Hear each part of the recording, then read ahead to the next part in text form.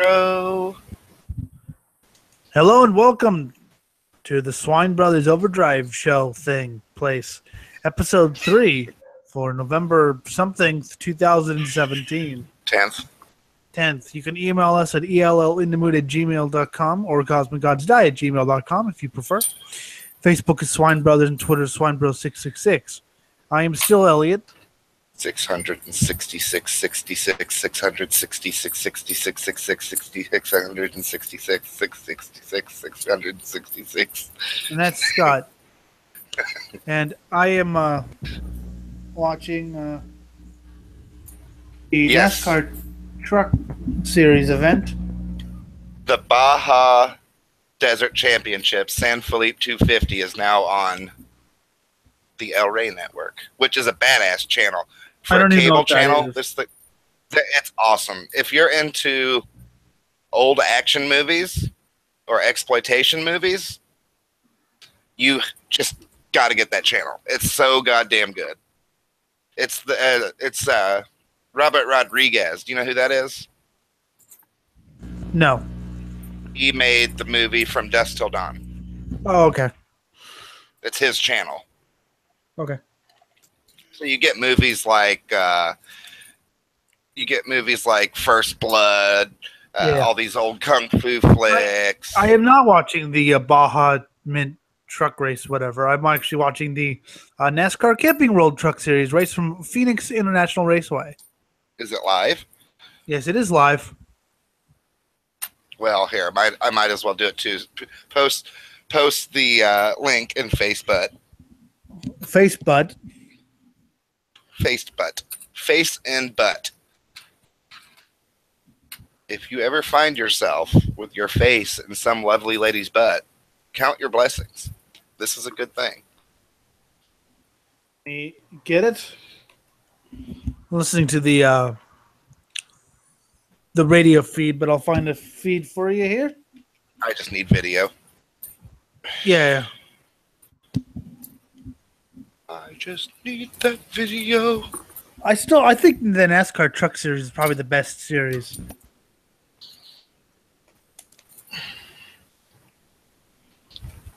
This is my opinion. This is my opinion. Elliott's opinion is bullshit. Based on lies. Lies and slander. Whores! Fornicators! Whores! Fornicators! Sending it. The anti-sex people.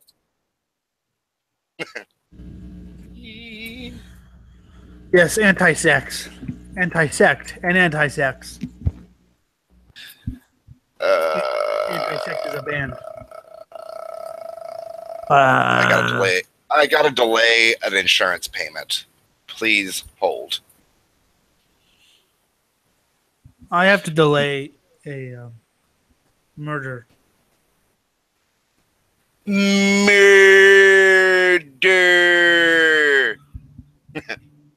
I can delay it by 3 days for free. Okay, good. That means then I can update to my new car. Nice battle for the lead right here. Did you send? Yeah. Okay, there it is. Hopefully it works. No, Gregson and Christopher. Yes, it does. And I need a volume button. There it is. All right. All right, let me fix this so that I need to get my computer set up properly so that I can get multi-screens going. Because when we do these live events, I very commonly need access to multiple screens. Yes. Like 10 of them. Yes. And it is a pain in the bitch ass when I'm screen sharing and people are watching on, and it's like it probably looks like I'm just randomly clicking, but I'm not. Yeah, right. Anyways, electric trucks. Actually, I think I got your ass on one of these electric car debates versus combustion. Okay. There's one area where I think you'll agree it's just better. and that is commercial trucking. Actually, they're not even looking for electric on commercial trucking. They're looking for hydrogen. Well, I'm not necessarily semi-trucks. I found, though, you know what fleet trucks are, right? Yeah, Where, like, say, like a landlord owns a bunch of property and he buys a bunch of trucks. Yeah. So in that case, he's going to spend more up front for the electric truck, but he's going to save in the long run. Maybe. Unless the battery goes. Well, here's the thing. Here's the thing where you're always going to be able to get me on this argument. Lithium ion are fucking dangerous. And in order to produce them and dispose of them is a very nasty process. I really wish they would like have a feed, not to interrupt, but I wish they would have a feed where you don't have to watch commercials. Oh, well, you're getting a feed from cable, so tough shit. Yeah, right? Well, yeah, lithium ion is dangerous, and we don't have the charging stations. Everyone's like, no, well, the infrastructure's not there. You can, and charging a battery takes a lot longer than filling a tank full of gasoline. Well, here's the thing, though. When it comes to commercial use, the owner of the fleet can just have those installed at their building. Yeah. And then have enough trucks to rotate through. But like I said, what if you need to replace a battery? That's not going to be expensive. That's not going to be cheap. No, it's not. Also, wrecks. We've all seen, maybe everybody, I don't know, have seen a video of what happens when your cell phone battery is punctured. Now, just take that idea and multiply it times 100, maybe probably even more. What happens when a Tesla gets T-boned? Well, yeah, and that battery gets punctured. Back when I was into RC racing, and they had the lithium polymer batteries, not lithium ion, but lithium polymer. There was a huge thing. Make sure you have sand nearby. Right. Yeah, a lithium battery blowing up is actually quite awesome. But I mean, in terms of safety, I don't see how Tesla or any of these companies are getting by the safety commissions and shit, because they're absolutely dangerous. There's just you'll never convince me of electric cars for one simple reason: the sound.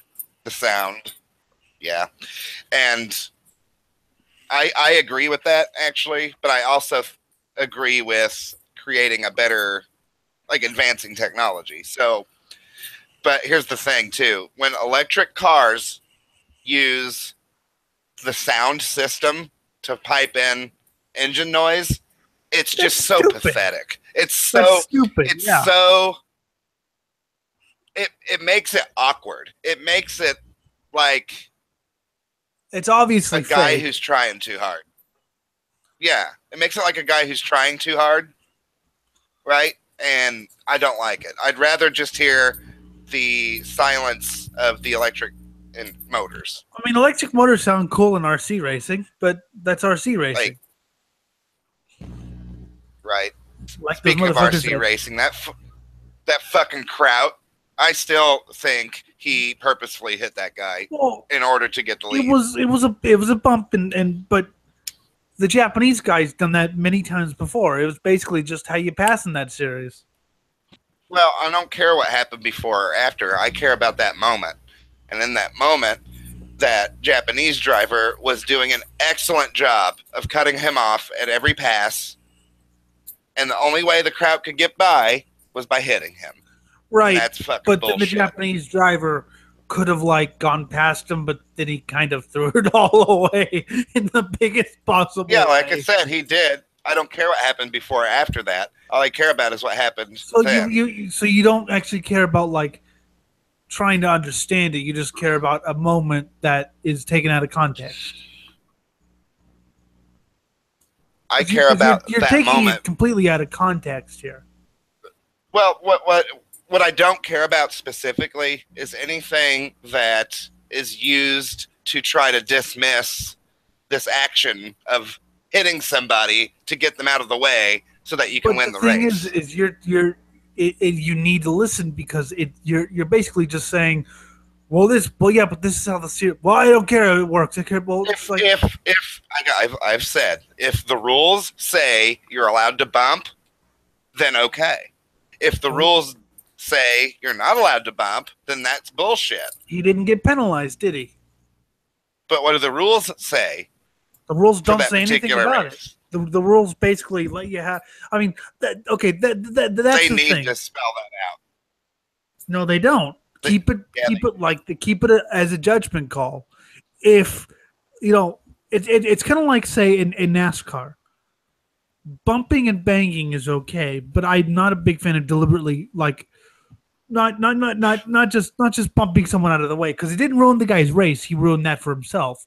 It basically just loosened him up and he got by.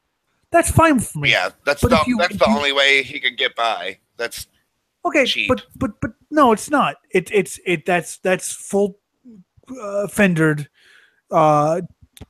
racing, and it didn't ruin his race. He ruined his own race a couple turns later. It didn't put him into the wall. He could have easily collected himself for a minute. And all I can think about though is I can't get this guy. I'm gonna hit him. Well, you have a faster car. It's the championship. There's a substantial prize. Just because you have a faster car doesn't mean you're going to win. There's a substantial. If you race fairly, what are you going to do? You're going to pass him. But this is perfectly legal. But he couldn't pass him. No, but it's perfectly legal. It's perfectly legal to loosen him up like that. It's not. It's not. It's not. It's not. You know it is. You know it's cheap. I completely disagree. That is a style of racing, and it is to hit somebody so you can get by them. It didn't put him in the wall. It loosened him up. He got by. Yeah, it loosened him up. The only way he could get past him was to hit him and loosen him up and slow him down just enough so you can get by him. Yeah, that's. He couldn't pass him by on his own merits. That is his own merits. That is his own merits. If the guy and the Japanese guy, seem fair to me. It is completely fair because the Japanese guy would have done the exact same thing if he hadn't ruined his own race. I just don't think it seems fair to hit somebody so you can get by them. It just doesn't seem like good sportsmanship.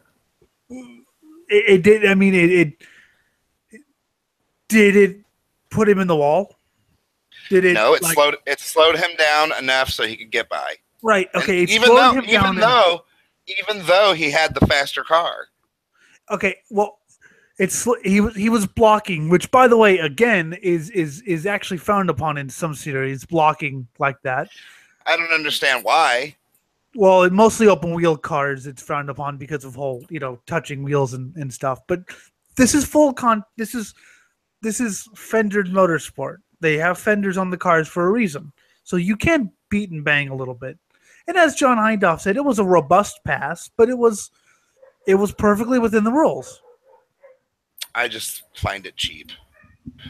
I find it because he did have the faster car. He could have passed the guy in a more legitimate fashion, but instead he hit the guy. What would you do? What would you do? I'd be a good sportsman. I wouldn't. No. Don't answer the question until I explain to you. It's the World Championship. It's the last race. If you get around this guy, you will win the championship. You will win the championship. And there is a substantial reward for winning the championship. Winning the championship is what you've worked your entire year for. And this guy's holding you up. And all it takes is a little bit of a nudge. You don't have to wreck the guy. You just nudge him. Okay, you're asking me if the rules say it's okay, then I guess I would do it. But I would feel cheap afterwards. I would feel like I didn't do my best. But that is your best because that's the style of racing. No, his best would have been to make a clean pass. But that's the style of racing. That's fully expected of you. That is completely your best. Don't you think a clean pass would be better? No, I think it. Whatever. I mean, don't wreck the guy. Don't put him in the wall. But if you have to nudge him a little bit, that's why they have bodies and fenders on, isn't it? I guess I'm a stickler for being a good sportsman when it comes to competition. And they're like sports cars. They don't tolerate stuff like that, which I can understand why sports cars don't. Now, okay, I will say, like, you showed me that NASCAR clip of that dude who, like, there was no excuse. There was no two ways about it. The dude boxed the guy out. I mean, you could look into his window. You saw him turn his wheel into the guy's rear quarter panel, which is what the guy in the electric car did, just on a much smaller scale. But you actually saw him do it. Sports car racing, there's a thing called avoidable contact, which is basically if you hit someone, but that's more of a judgment call because sometimes contact isn't really, even if you make a pass, it's not always avoidable. Well, and another thing is, like, the entire race, the Japanese driver was doing such a good job keeping his lane and keeping the lead. It was absolutely astounding because it was obvious he didn't have the faster car. What he had to do is use his driving skill. Yeah, but he should have known. He was doing an excellent job of it until that last couple laps. And then boom. Well, that's racing. I mean, Reinhardt was basically, okay, let's see what the. I mean, he was calculating that move but then again, the guy threw it away on the next corner. I mean, he could have sat back but he saw a minuscule gap, went for it, it didn't work. He could have sat back and hounded him. Just knowing how hard I am on myself, if I would have won that race in that fashion, I would have looked back on it like, I could have done better. I just know I would. But see, you couldn't. I mean, that's the style of racing in that series. Is yes, I mean, not everyone's bumping into, but yeah, okay. All it took was a little nudge. It didn't hurt anyone. I mean, it seems like something like, for the most part, you wouldn't want to do, right? Run into people. You're making such a big deal out of a little tiny nudge that anyone would do to you. Basically, it was just a little bit of, hey, I'm here. Loosen him up. You have to look at it from the Japanese guy's point of view. All he was doing was following the rules, racing a good race, keeping his lead. Yeah, but he should have seen that coming a mile away. And the only way the guy could get past him was to hit him. Well, that's the only way. Then you stalk him. I know there was like a minute and a half to go, or whatever.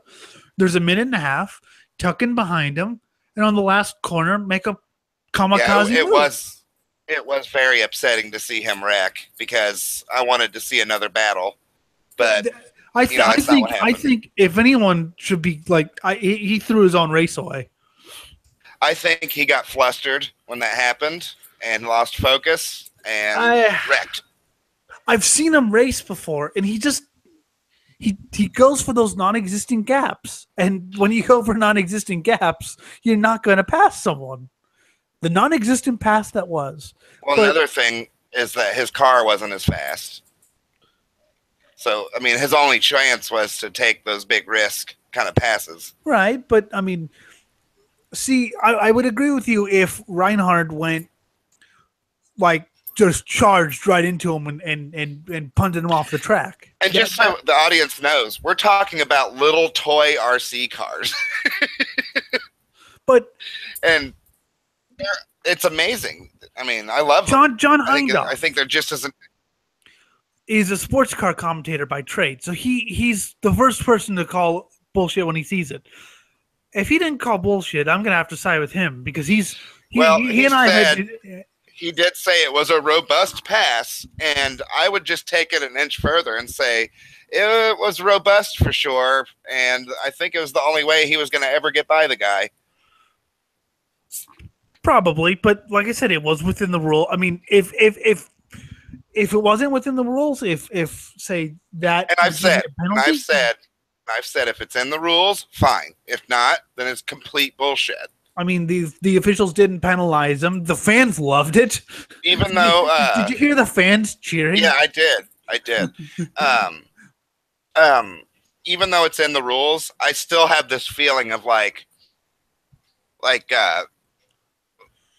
this guy was trying to pass for 10 minutes, couldn't do it, so he just pulled out a desperation move and ended up winning. No, that wasn't desperation. Trust me, that was a cold plan move. A desperation move would have been last corner, last lap, basically stick it on in, and if it doesn't, I mean, I've seen desperate. See, okay, the thing that separates mere mortals from racing drivers, well, RC drivers or racing drivers. Racing drivers. Actually, I think real quick, I think it is a really good idea to make a distinction between a car driver and an RC driver. No. Because here's the thing. No matter what it is, they have a need to win at all costs. If I was playing a game with a racing driver, they would have to win. They will sacrifice everything. And it's the same with RC driving. I mean, let's say the reason I said that is you have to think about what's on the line here. Like an automobile driver, their life is on the line, whereas an RC driver, a few $100 is on the line. But when I mean, yeah, I know. I'm just saying. But let's say like a football player. A football player's team can win without him. I mean, how does a football team win? You know what I mean? It can win completely without you. Yeah, racing is definitely more of an individual effort. Even sports car teams, or at most you got 2 or 3 drivers. So yeah, an engineer can make the perfect car, but unless you have someone who can drive the goddamn thing, which is very few people. So racing drivers have an insatiable desire to win at all costs. Not necessarily, killing someone or wrecking, but they don't see anything wrong in putting the bumper to you because it didn't hurt you. It loosened you up enough so I can get past. And I would fully expect you to do that to me. Whereas you don't have the killer instinct. Well, just listen now. Think about sportsmanship here. You have a guy who's in the lead. His car might not be as fast as yours, but it's stable. It's racing, and he's doing a really good job. Until you hit him. Yeah.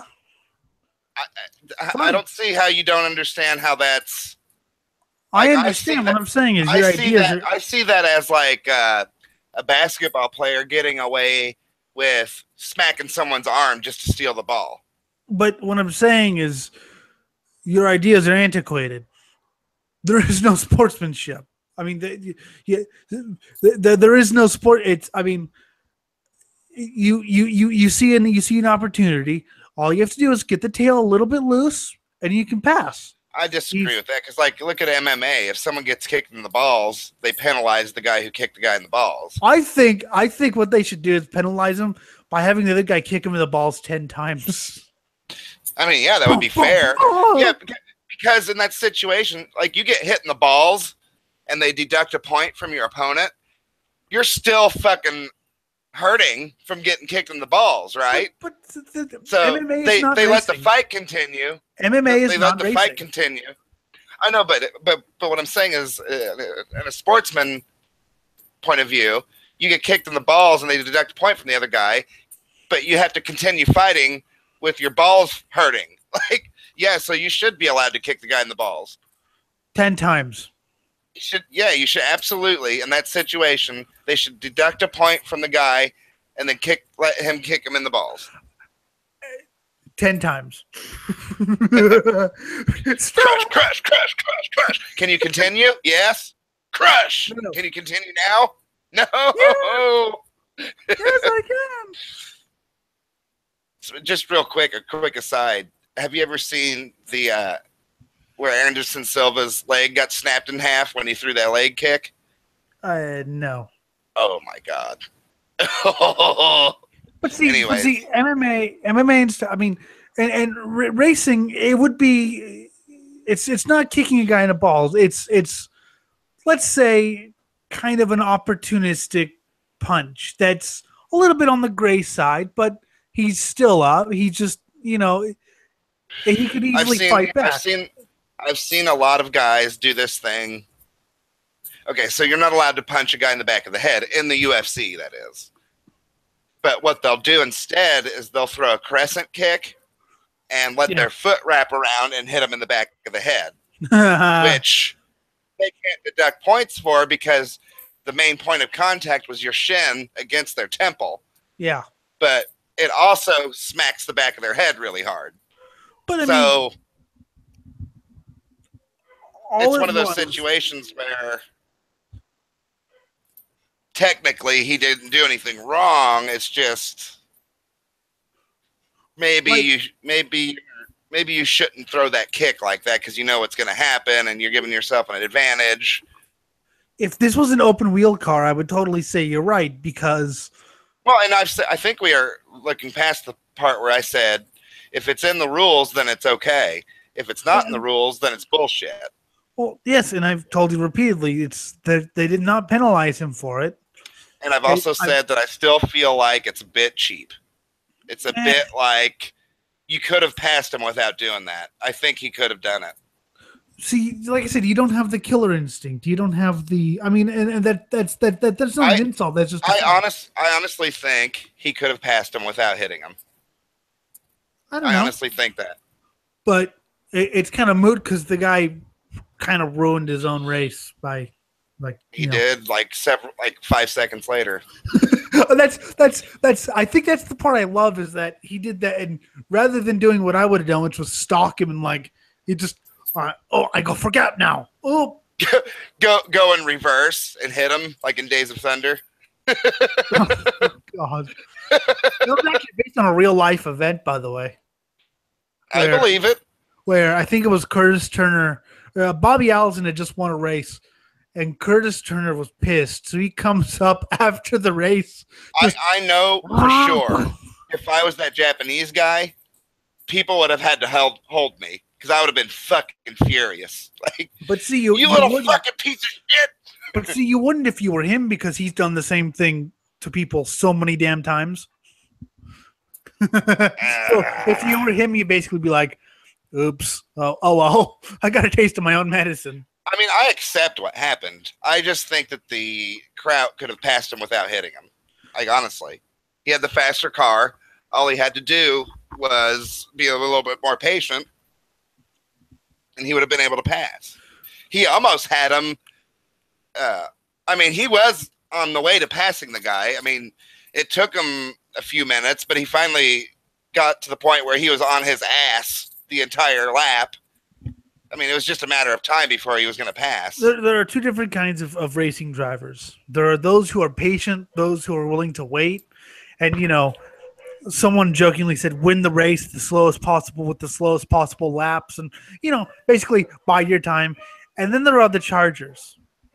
There are those who, they don't know what the word patience is, and they don't know what the word second place is. You have your Sennas, and then you have, what was his rival's name? Yeah. That's a perfect example. And I respect Senna and Prost. Well, I don't really respect Senna all that much. He was crazy. He was insane. I've heard things about him that I don't respect. Like what? Okay, the 1990 so in the 89 Japanese Grand Prix, Prost and Senna got together. And in the 1990 Japanese Grand Prix, Senna and Prost were starting on the front row. And Senna said about Prost, if he leads, he's not going to get through turn one. Sure enough, Prost led, and Senna just literally plowed right in the back of him and took him out of the race. Yeah, Senna's crazy, dude. I understand that he was impressive to watch, but that was pure payback. Yeah. I mean, I remember watching his documentary, and as they were praising him and putting glory on the guy, I was thinking the whole time, but this guy seems insane. He doesn't seem safe. he was very dedicated and stuff. But the best part is after threatening him, he later, my brakes they went out. Yeah, and Cross is like, bullshit. Yeah, brakes. But see, that was deliberately taking him out of the race. That wasn't just loosening. I mean, you can't do that in F1 anyway. That was a deliberate thing on his part. But let's say in these NASCAR truck races, they have fenders and a body. God, I wish those dogs would shut up. You have fenders and a body. What's stop? I mean, but even then, you're not supposed to just fucking wreck somebody so that you can pass them. But see, you're not supposed to hit somebody and slow them down and pass them. That is part of the game here. That's part of why they have full fenders. And basically, we're gonna play bumper cars because you might as well. I mean, why try finesse? You're going to try to finesse it, but if it's the last lap, why would you? If you can just do that, you're going to. I mean, look, wouldn't it be easier just to, bump him on the last lap and get by? I think Reinhardt understood that he wasn't going to wreck him, and he understood that because they gotten together in the first heat, and the Japanese guy wound up on his roof, which was not Reinhardt's fault, by the way. That was just a racing incident, but. They come to, and Reinhardt understood, okay, this is exactly what I can do where I won't wreck him, but I'm going to get past him. Well, that's what I'm saying. Why would you try finessing anything if you could just bump him? Because you have to plan this shit out. You have to plan this shit out. You can't just, because... Yeah, why not just plan out your, bumping into them and getting by them? Why wouldn't you do that? If it's the last lap, fine. I mean, if it's the last lap, you got to do what you got to do. I'm not saying, like I said, wreck somebody, but if all you need to do is get them a little bit out of shape. I think there's a fine line here that there's legit points on both sides of. And I don't think it's worth looking past it either way. I think it's obvious when someone, like that one you showed me, the dude tried it. He boxed him out. Dude spun out, went on his fucking roof, and the guy should have been. I hope he was kicked out of the fucking league. He was parked for the rest of the race. In my opinion, that's not enough. I mean, you purposefully wreck somebody, you should be kicked out. That should be, you're done. They can't. I mean, they can't. Well, I guess they could, but CART used to take people's licenses away, but. NASCAR was in the midst of something called Boys Have At It, which was basically it's fun to deliberately wreck people, and that I didn't agree with. Like I'm all for a little bit of bumping here, a little bit of fender banging, a little bit of contact. NASCAR's always been that way. Sheet metal to sheet metal, but when you, I mean, in his defense though. I'm not trying to defend Carl Edwards here because what I think he did was shitty. But in his defense, the car should not have flipped like that. Well, yeah, I'm sure he wasn't thinking I'm gonna flip this guy. That's not the kind of hit he put on him. All he did was a boxing maneuver. So easily back then, 2010 with the wings on the back, they basically just they flipped so easily that it was. Inevitable. It was weird how he flipped too. It's like he just barrel rolled out of nowhere. Yeah. Like it was weird looking. They got rid of that because they got rid of that. I wanted to say something on Senna too. The crash, that killed him. Yeah. He was told repeatedly to slow it down in that corner by his crew and officials. Repeatedly told you need to slow it down in that corner. You're scaring the shit out of us. And then what happened? Well, I think a lot of it was also cold tires. He had gone over to there was a crash on the start of the race with Pedro Lamy and JJ Leto. And he had actually gone up to the pace car driver, which, by the way, was Max the Axe Angelelli, who became a fine sports car driver in America. He went up to the sports car driver and the safety car driver, waved for him hey, we need to speed up here. Safety cars were just introduced into F1, and Senna was really concerned about the tires cooling off. It's interesting he was concerned about safety and then drove like that. Well, that's what my point was. His tires might have been cold, but he also, and I know you have to have a killer instinct and ride that fine line between finesse and danger, but he raced dangerously. That was just his style. He was just so full throttle that it was just the writing was on the wall. This guy was gonna die on the track. Let's be honest here. He shouldn't have gotten killed in that wreck. If he'd had a more modern monocoque, then he probably would be alive today. The part hit him in the head. I mean, oh, really? I didn't know that. He should not have been. Yeah, that was the thing. A part hit him and killed him. He should not have been killed like that. I mean, but the wreck wouldn't have happened either if he would have followed the advice of his crew. And yeah, but like, I mean, if he'd have followed the advice of his crew, he wouldn't be Senna, would he? No, he wouldn't. I mean, and that's the thing about Senna. You have to kind of respect the dude because he did amazing shit. But at the same time, you got to look at it like, yeah, but I mean, the writing was on the wall. I mean, there's a guy named Alex Zanardi who he's the one I showed you lost his legs in that horrible crash. Mm-hmm. So someone wrote about Alex. He crashed every lap. He just didn't know it. I mean, he was Mr. Italian kamikaze type. You know, he was right. Mr. fucking Italian. I got the amazing performante. By the way, I told you about a new Lambo that had all kinds of really awesome airflow technology in it, and I finally remembered what it was. I would like to show that to you in this show sometime. But I mean, you take whatever opportunities you can get as a racing driver. You take whatever. I mean, but I'll freely. I mean, I watched a race a couple weeks ago where Denny Hamlin wrecked Chase Elliott. He was leading. Chase was leading, and Hamlin was in second.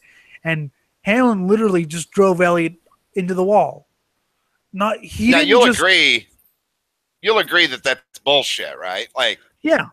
If he had just bumped Chase a little bit, because you'll agree with me. You'll agree with me that at a certain point it becomes unsportsman. I've seen people recover from getting bumped. You know, I've seen people recover from getting bumped, and if not avoid getting passed, at least pass back. That doesn't take away the blatant attempt to. You know what I'm saying? Like, just because they recovered doesn't take away the responsibility of the other driver. But the other driver would do the exact same thing given half a chance. That's the thing. Yeah, but we've agreed that there is a point where it becomes unsportsmanlike. Well, yeah, when you deliberately try to wreck someone out of a race or try to spin someone out or something like that, then yeah, I agree. But the move that the guy did was a boxing maneuver, which is try to spin him out. That's what you do. You hit the rear quarter panel and pushed it to the side so that they fishtail. And that's what happened. He just didn't spin out. Well, yeah, because he has pretty good car control when he wants to. Well, no. I'm going to defend the Jap. Up until that point, it was magical watching him keep that lead. It was after the hit that he seemed to lose his focus.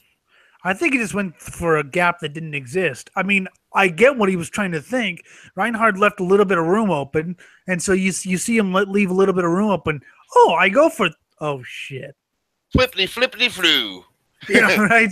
I mean, that was funny too. When the hit happened, I got so mad I paused the video, and I came back to it expecting, okay, there's going to be another battle for a minute and a half. I press play. 5 seconds later, flippity. Okay, yeah. Fine, whatever.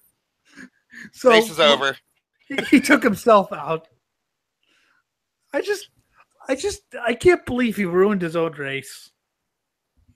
It's a shame too, because I think he could have got back into a good battle with him. Oh, I think so too. And that's what I mean. That's so common in this form of racing that I'm surprised that actually happened. That he didn't just go, okay. I don't know, man. We can move on from this. It just annoyed me because I was a big fan of the way this Japanese guy was driving. Like, I really was impressed. And then to see that happen, I was just really disappointed. Like, God damn, what a way to go out, you know? Yeah. Anyways. That's racing, and he's done the exact same thing many times. I want to show you that Lambo. Just tell me and it's based the name on the of it. I'll look it up. And I want to screen share it for everybody so they can see it. It's based on the Huracan. Oh, hold on, let me just go ahead and pull it up. And the reason I'm sharing this is they patented the technology I want to show you, and when they presented it to their owners, which is now Audi was like, why didn't we invent this? You know? Yeah. Air. Whoa. Let's see if I can get some good pictures of it. Hold on. Maybe that's not. Oh, Grand Fingers thought of it. Well, if you want to look it up, it's the Huracan Performante. No. I was just saying there was a crash. Grand Fingers out of it. I see it. That sucks. He's a decent driver. Performante. I don't know. Air management, maybe. Right. Hard to find. Maybe I'm gonna have to find an article. I think I know what you're talking about, though. It's just cool because they released it saying we're gonna beat the new Ferrari, we're gonna beat the Porsche, we're gonna beat all of it. And everybody saw the horsepower and the engine and was like, how are you going to manage to do that? I mean, it's not much better than your last Huracan. What are you going to, I mean, well, the secret weapon is this airflow system, and it's fucking cool. It's really fucking cool. The best way to see it would be to watch I think it's Hot Rod Magazine or it's Drive, one of the two. Goes over it in detail, or maybe it was Motor Trend. I think it was Motor Trend. I mean, you don't care if we get a strike, do you? No. Well, you guys can look it up on. Here's what I'll do. We're just gonna look at a picture of the car, and I'll do my best to explain what it is that's so special about it.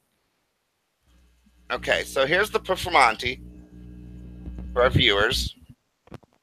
That is a green one. And let me find the horsepower and stuff. Lambo Performante. All right, so they released this thing to compete, and the other manufacturers were like, what? I mean, how are you going to, I mean, blah, blah, blah. But it come to find out this thing is just fucking incredible. So the aerodynamic Lamborghini Attiva is a smart and innovative system that manages active aerodynamics. ALA adapts to the driving style and type of route. When necessary, it increases vertical load to assist stability and speed through curves, or it reduces aerodynamic resistance to assist acceleration at reaching top speed. So basically what that's saying is at any given moment, this car can manipulate certain valves in its underpinnings and like the way it takes in air and releases it out the back. I've seen rudimentary versions of this, but nothing ever this advanced. Like I've seen ones where, you know, a wing will come out at a certain speed or whatever, but I've never seen anything that advanced. Well, so you'll see something like the Bugatti Veyron that has the big wing that comes out as an air brake. Well, while the carbon fiber that it's made of might be light, what's heavy is the air compressor and the hydraulic fluid that it requires to get that thing to move up and down. Yeah. Whereas this just has a stationary wing made out of carbon fiber, and instead of moving it up and down, it'll have these valves open up to shoot air over it or under it or to the sides of it. Yeah. And so at any given moment, say your rear passenger side tire needs more traction. Well, the valves will manipulate the car in such a way that will use the airflow to give it downforce, to give it more. And this is all done in, milliseconds. And it's just incredible. Yeah. It's yeah. and this is Lamborghini we're talking about. Lamborghini is not that company. I would say that the Audi acquisition of Lamborghini had a lot to do with. Well, yeah, back. I mean, the old Lamborghinis were you'd put a jet engine on a hairdresser and call it a supercar, which is great. Yeah, I love them. They were evil. Yeah, the Countach is the best example of that. Which is still my ultimate Lambo. I don't. I mean, this is great, but I'm sorry, I can't argue with the Countach. Well, I mean, the Countach, if you look at it, yes, it looks like it should destroy the planet.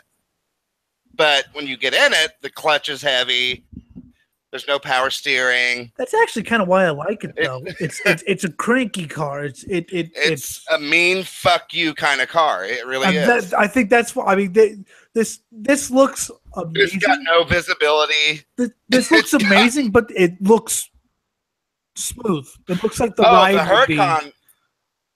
The Huracan does not look as good as the Countach. No modern Lambo looks as good as the Countach. What? They have a racing series, and I've seen them. The Huracan just doesn't sound that impressive. Well, it wasn't in its stock form, but this new one is. It's set records at Nuremberg. It's beat the shit out of its competition. Blah blah blah.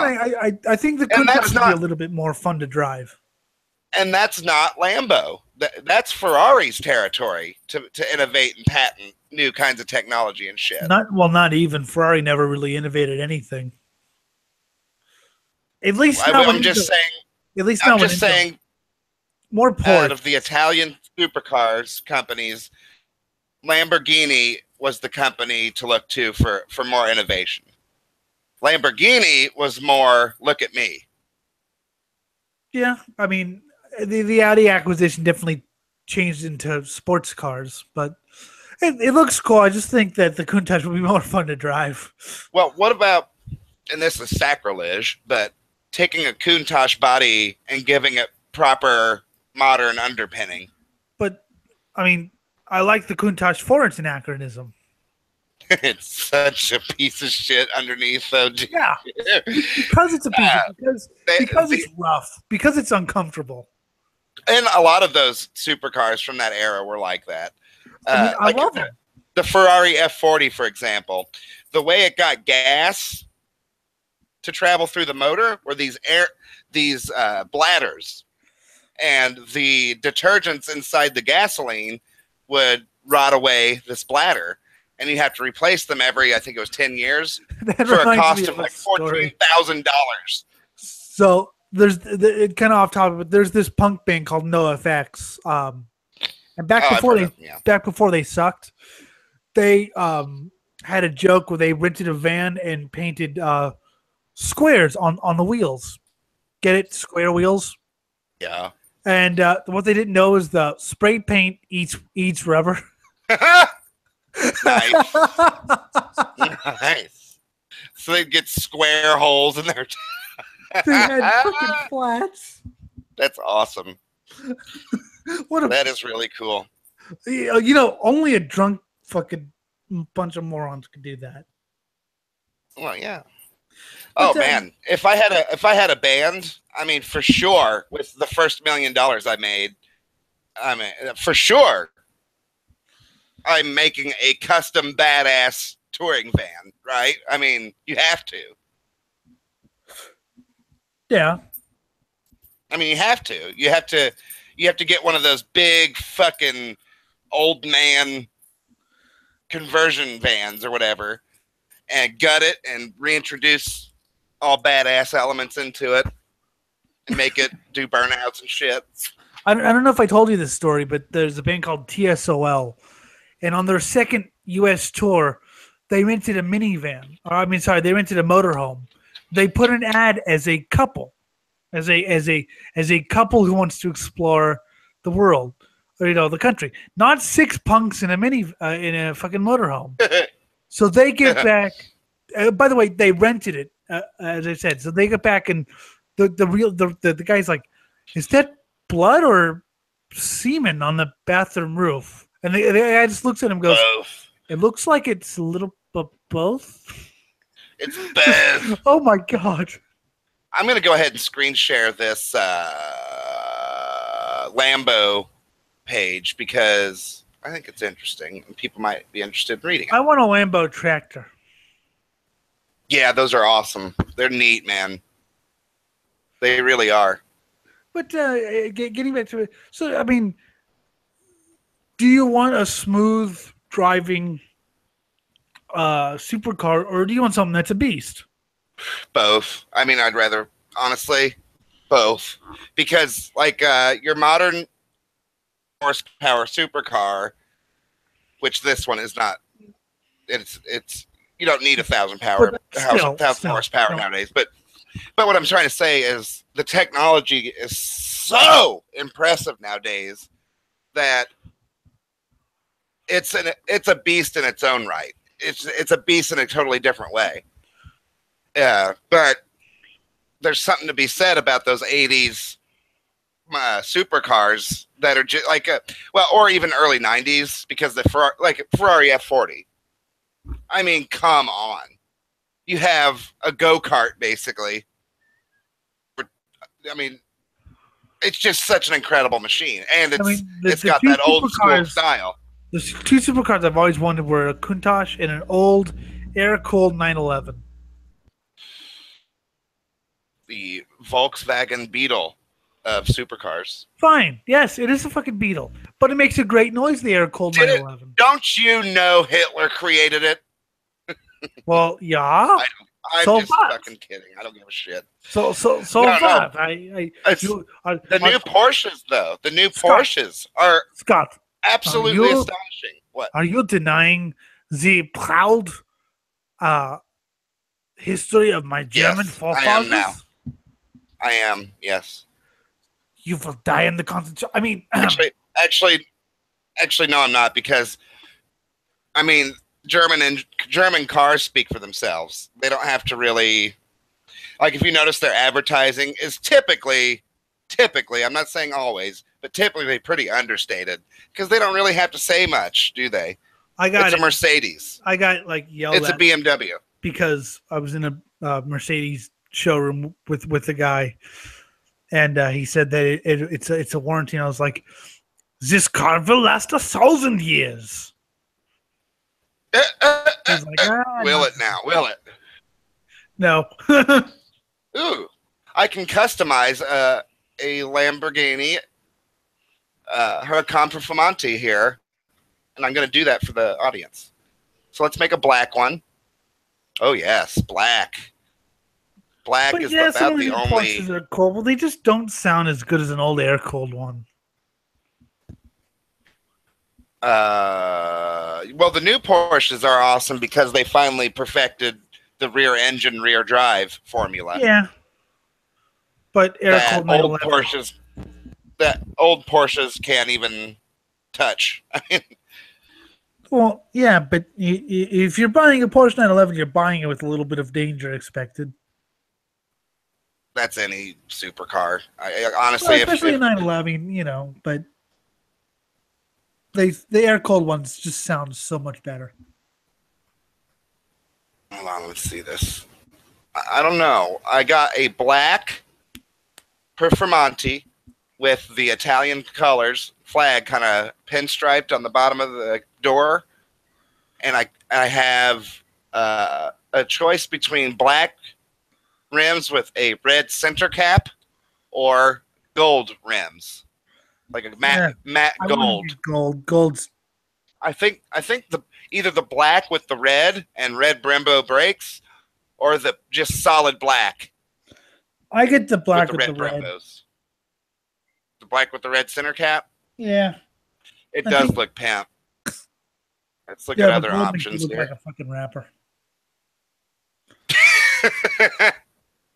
All right, let's see other options here. We got look at me, I'm in my Lambo.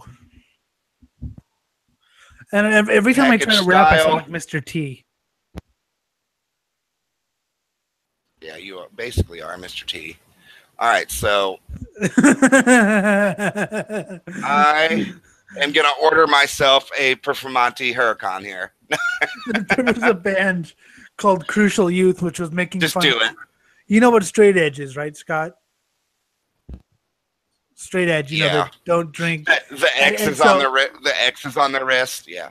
Yeah. So they were making fun of the straight edge, and they had a song, "Be Just Like Me" and Mr. T, and the whole thing was "Breathe it full, mess with drugs," and the chorus was "Be just like me and Mr. T."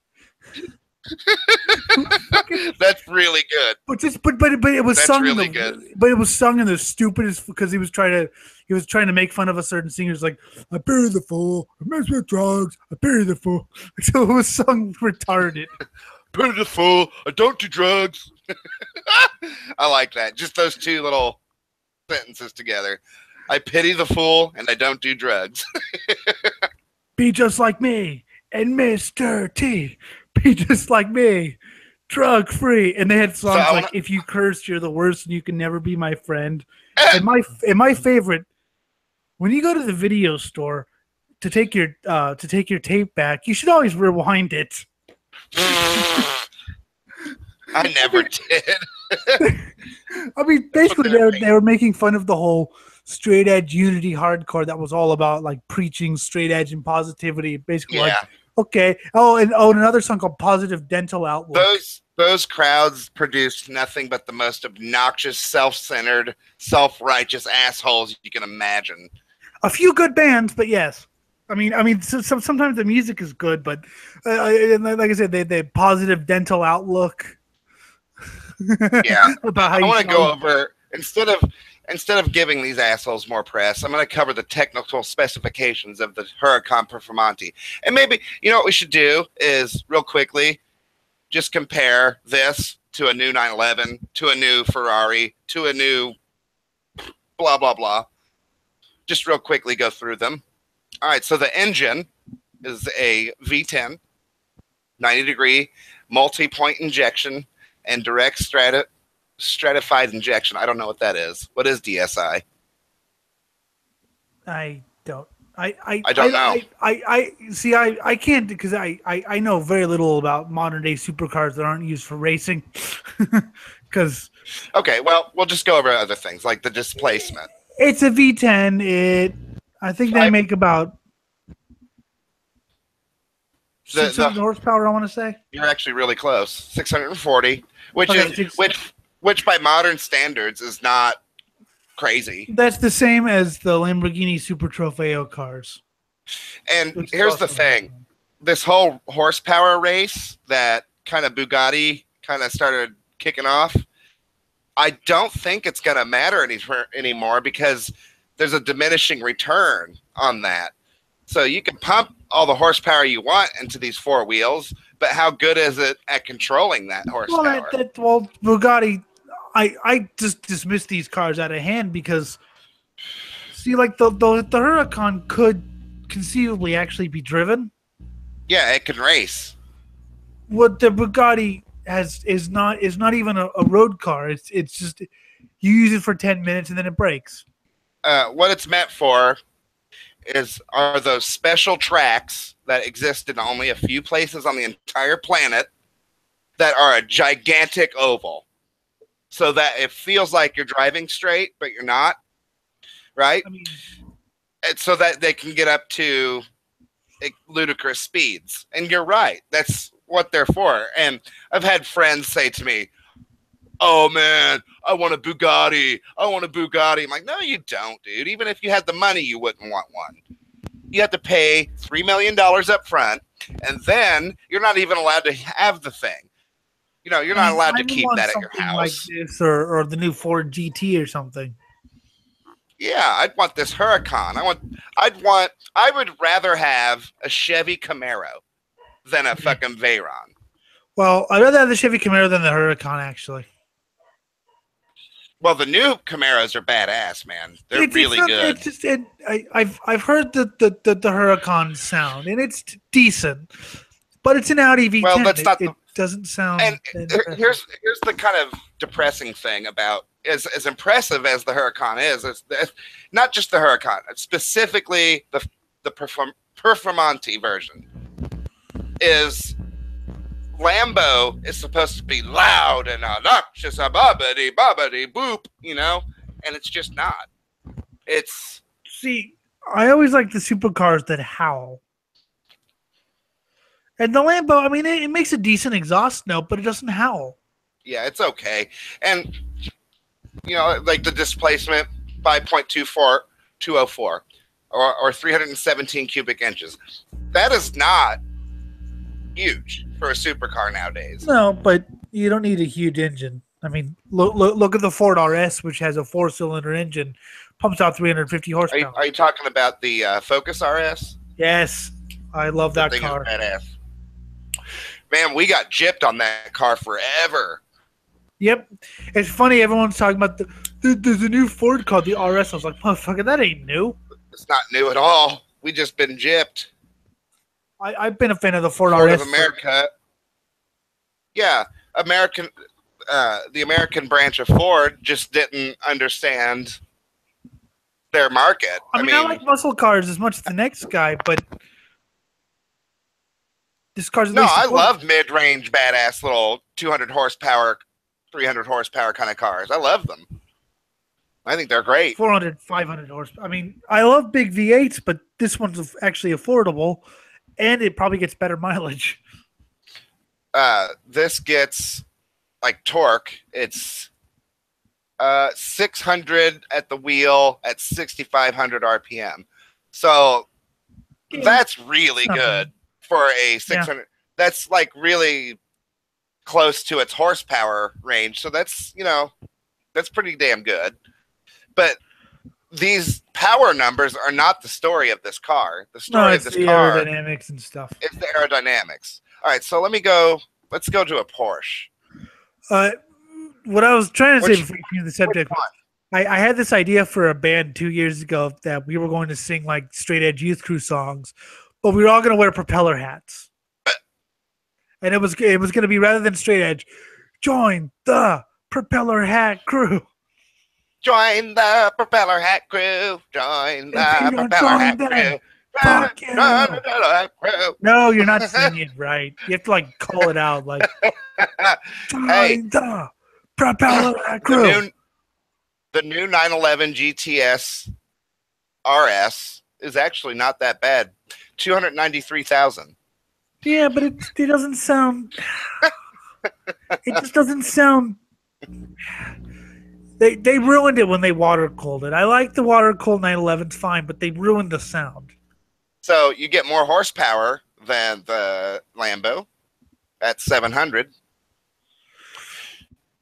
Its 0 to 60 time is obnoxious. Guess what it is? It's obnoxious. I don't know.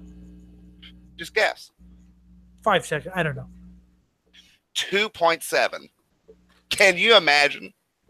Like, anyway, I rear-wheel drive, of course. It's a Porsche. I think you accelerate and your spine shoots out through your mouth. I think you would shit your spine out. Happen. So, 700 horsepower at 7,000 RPM. I'm the spine shitter. 0 to 6. Top track speed 211. Yeah, so you've ruined it. This is not giving me people shitting their spines out. Hold on. I want to look at their other models here. So something more affordable. So like, what's an affordable Porsche? I don't. Like a Boxster? 911. Let's see what a 718 Boxster goes for. Yeah, Boxster's a 4. See, I don't really have anything against I don't really have anything against. I could potentially buy one of these. Okay. I don't really have anything against the Boxster, but I hate Boxster owners. Well, I mean, looking at the Boxster, the Boxster owners do, they will tell you for hours about why they bought a Boxster rather than a 911, but they won't tell you the truth. The reason they bought a Boxster rather than a 911 is because they couldn't afford a 911. Yes, they will not tell you the truth.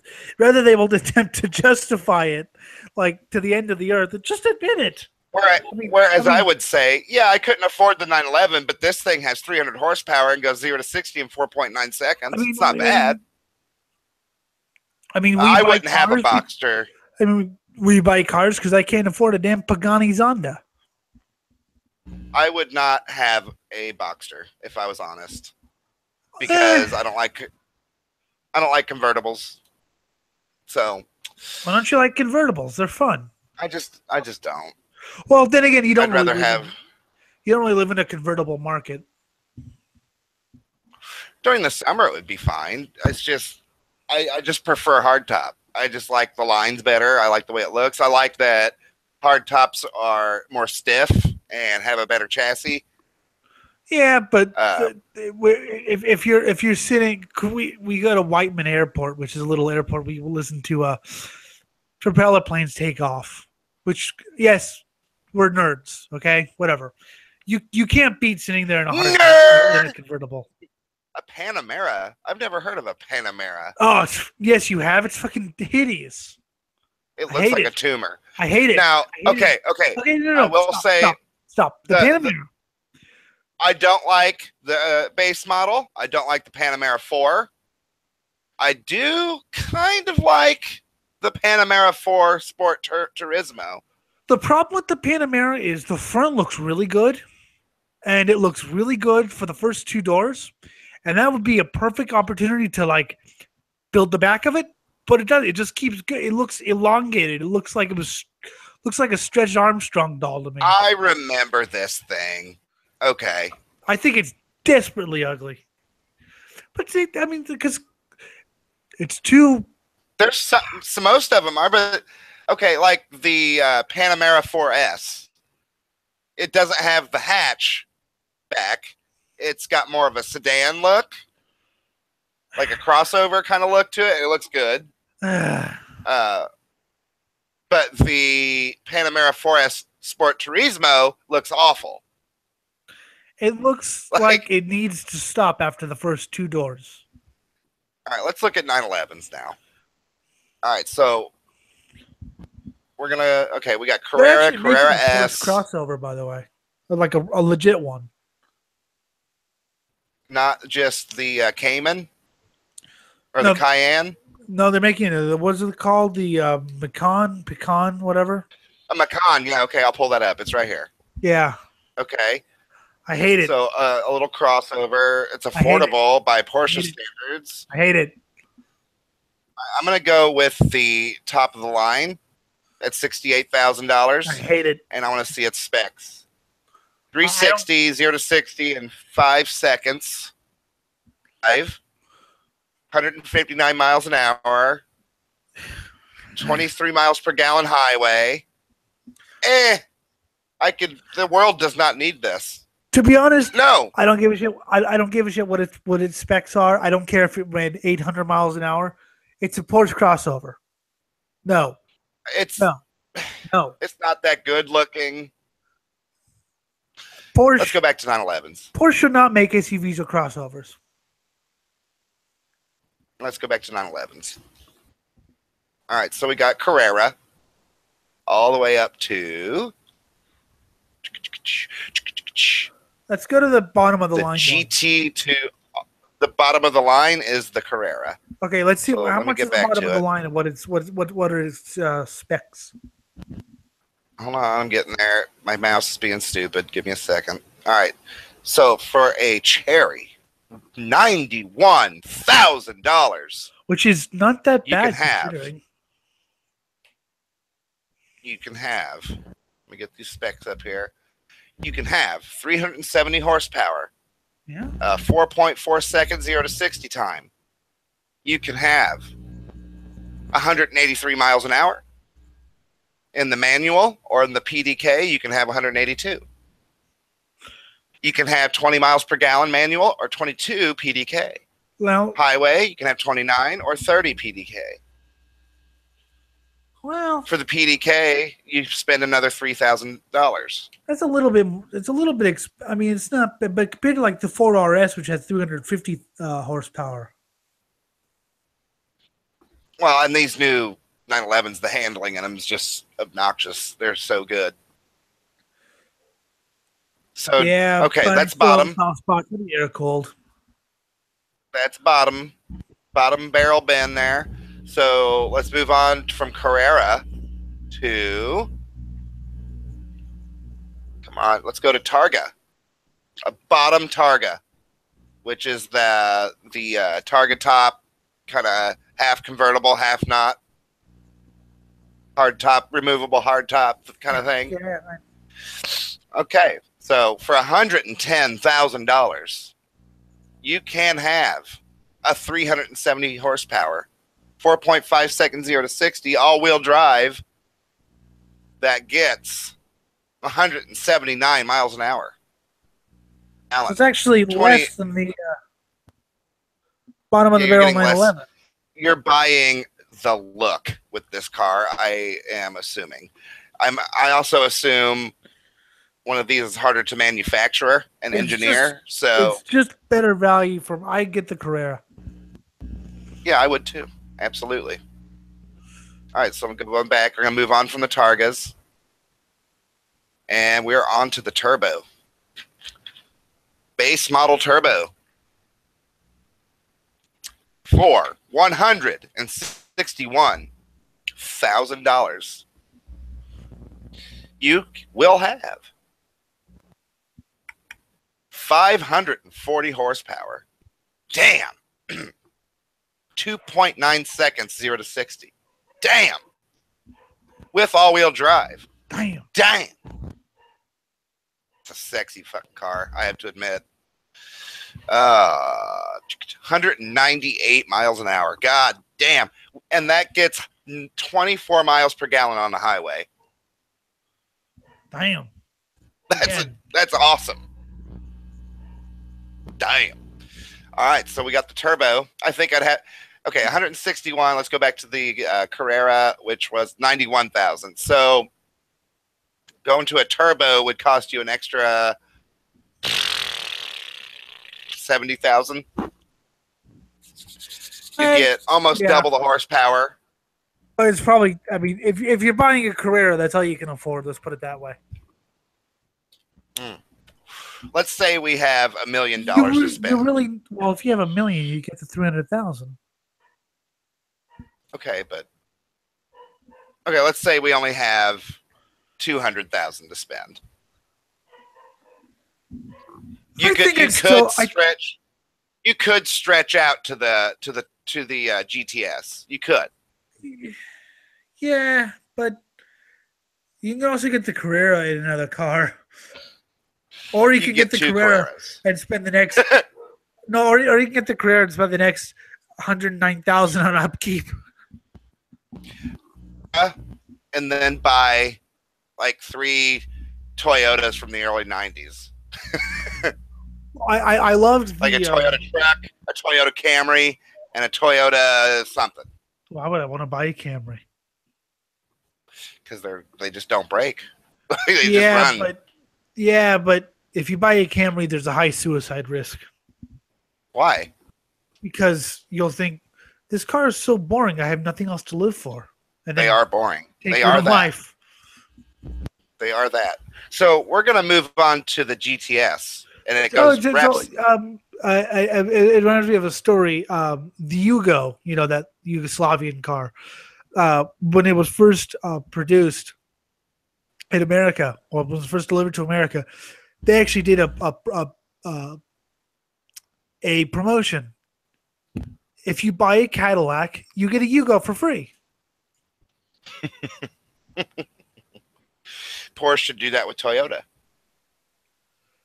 Can I at least get a Tundra? They'll do this. And here's why you would want to do this. Give you a Toyota for free, because what we want you to do is really enjoy this Porsche. We want you to take it to the track. We want you to save it for special days, for weekends. Is going to be your daily.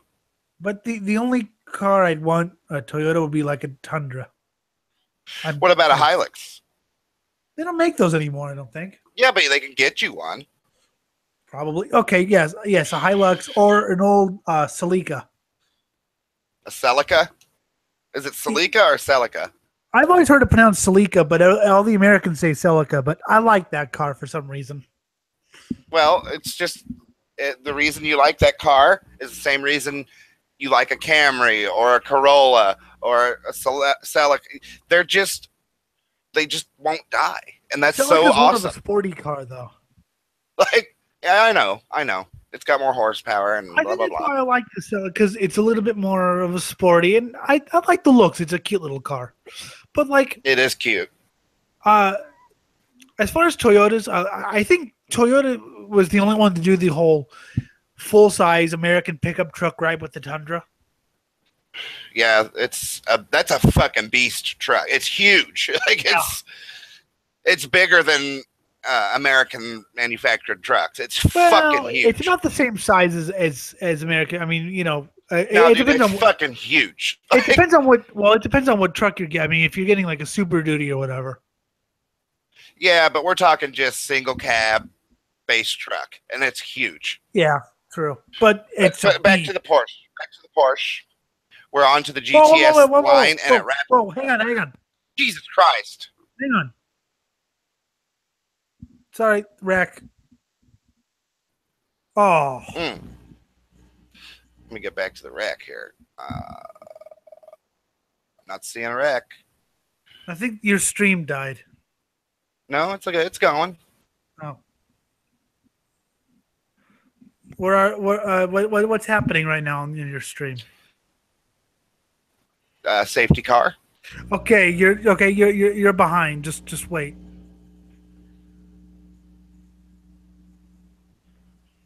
Well, wow, that has in the meantime, big implications. In the meantime, into the GTSs, it wraps back around to the Carreras. So a base GTS is a 911 Carrera for $120,000. For that, you get how much horsepower? How much? Yeah, that's what I'm getting into. 450 horsepower. 10 seconds 0 to 60, and it's only rear-wheel drive. 193 miles per hour and 26 miles per gallon highway. Okay, so maybe I get that. Let me think. Yeah, I mean for $30,000, you're getting quite a lot more. Yeah, maybe, but once again, I mean, 30,000 is a pretty decent chunk of change. If you're in the market for a Carrera, I have a good feeling that's all you can afford is a Carrera. You know what I mean? Am I gonna get a Carrera? Am I gonna get it's the 911 for the average Joe, so to speak. Well, not the, you know what I mean? The middle class. Right. So the GTS. Oh, Crafton's pissed. A GTS Targa, which I do not want, you may, is $139,000. And remember, this has like the kind of, it is a convertible, but it kind of isn't. Yeah, I know. Same specs, except all wheel drive, which is huge. Bonus. Still 191 miles an hour, still 26 miles per gallon. So that's quite a lot more. Yeah. It's just, I don't know. I think when it comes to the GTS, I'd rather just have the base Carrera. Yeah, oh, okay. For $7,000 more, you can have a 911 Carrera 4 GTS, and I'm imagining that's all-wheel drive. That's what the 4 stands for. Let me look. Well, they're under a red flag. And, you increase your 0 to 60 by 0.1 second. Oh boy! And you get an extra mile per hour for $7,000 more dollars. Maybe. And the all-wheel drive, I mean, that right there sells it. Maybe. Yeah. I mean, unless you're the type who just wants rear-wheel drive to get all squirrely in the corners and do burnouts and shit. That's been a part of the fun, isn't it? Four-wheel drift, motherfucker. Four-wheel drift. I mean, yeah, but if you're going to get an all-wheel drive Porsche, that thing's not going to let its tires loosen up. I know. That's why you don't get an all-wheel drive Porsche. That's why you get a rear-wheel drive. All right. Just making sure I understood you. All right, we're moving on to the GT3 model, which there is only one. That has championship implications there. Oh, what happened? I told you there was a wreck. Oh, okay. I'm getting to look at the wreck now. All right, so maybe I should screen share that.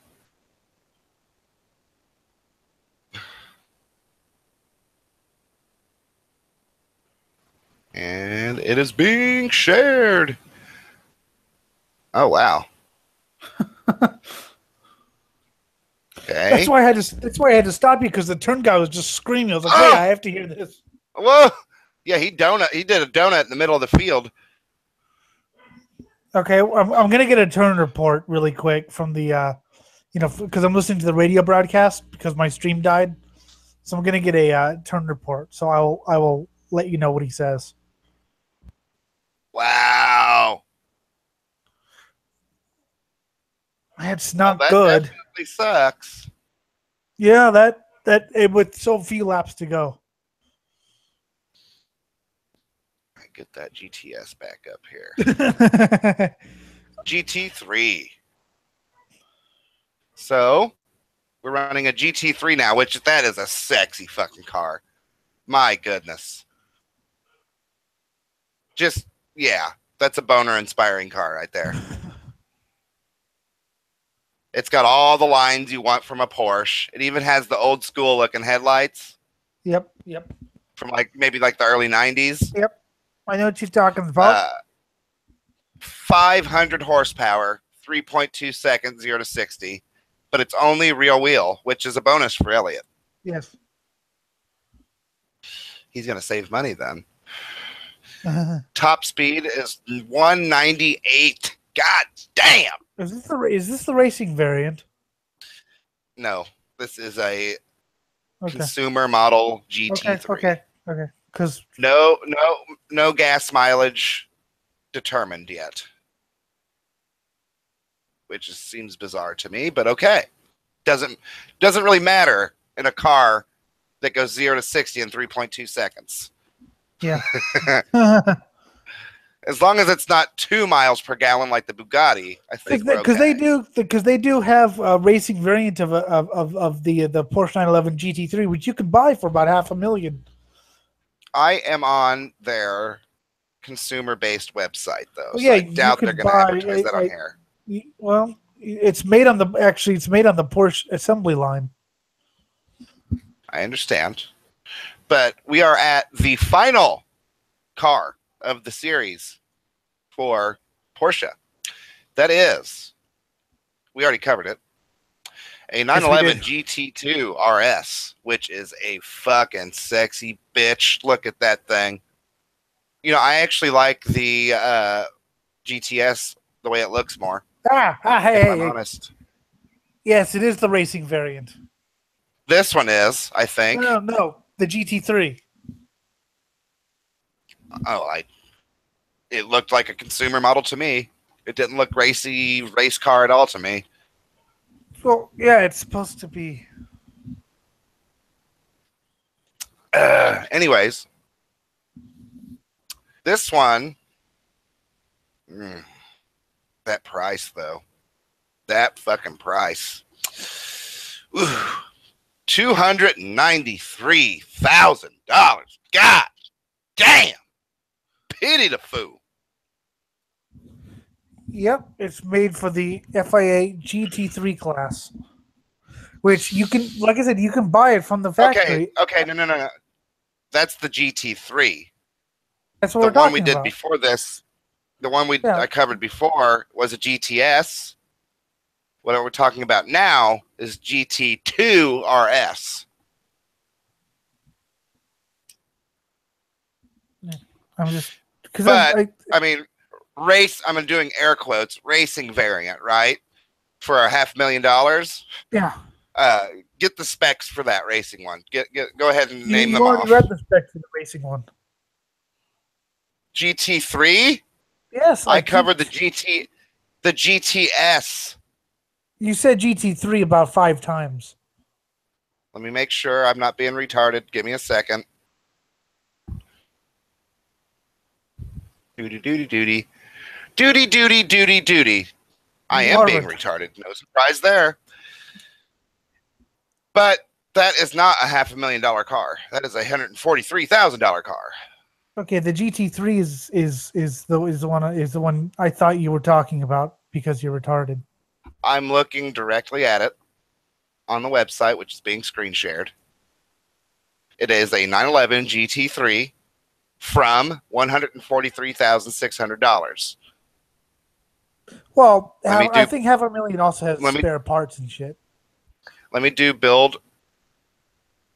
Yeah. Okay. Let me do a build and see if I can get it up to 500. Yeah. Okay. So.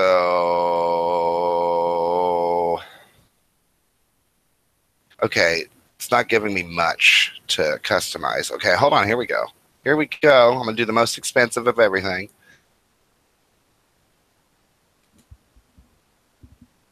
Oh my God.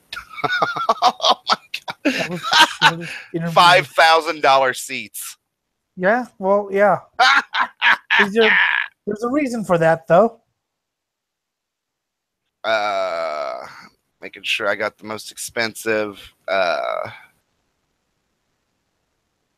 everything. Logo model, no. LED headlights include Porsche dynamic light system. I think that's $2,200. So let me see if I can beat that. $2,900. Yes. For a different one. Accept changes. All right, let me go make sure there's nothing more expensive than that. And there's not. Okay, performance. Well, I think the $500,000 also comes with a bit of a warranty and some special parts and stuff. Hey, give me time. I've got plenty of things to add here. So I can do a front axle lift system for $2,500. I can do Porsche ceramic composite brake for $9,200. I can do $500 preparation for lap trigger. Okay. I can do $140 for extended fuel tank. Yes. Okay. And then interior. I'm on to interior. I am doing that. I'm doing that as well. I'm going to option it all out. Just completely do it. Okay. All the way. Okay. There's no prices on those. Getting the fire extinguisher for $140. Well, you have to get a fire extinguisher if you want to race it.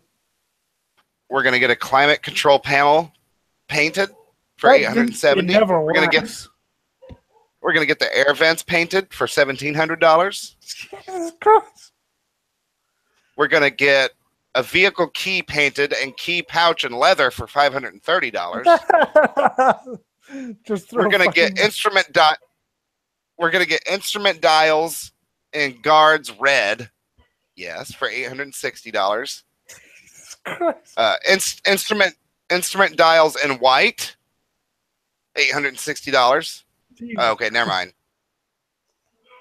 We can do the sport chrono clock dial in red for $510. Deal. Deal. That's a deal, Porsche. Seat belts in red for $360. Yes. Ooh, it's a bargain. Or wait, no, we got Miami blue though. So we're doing that.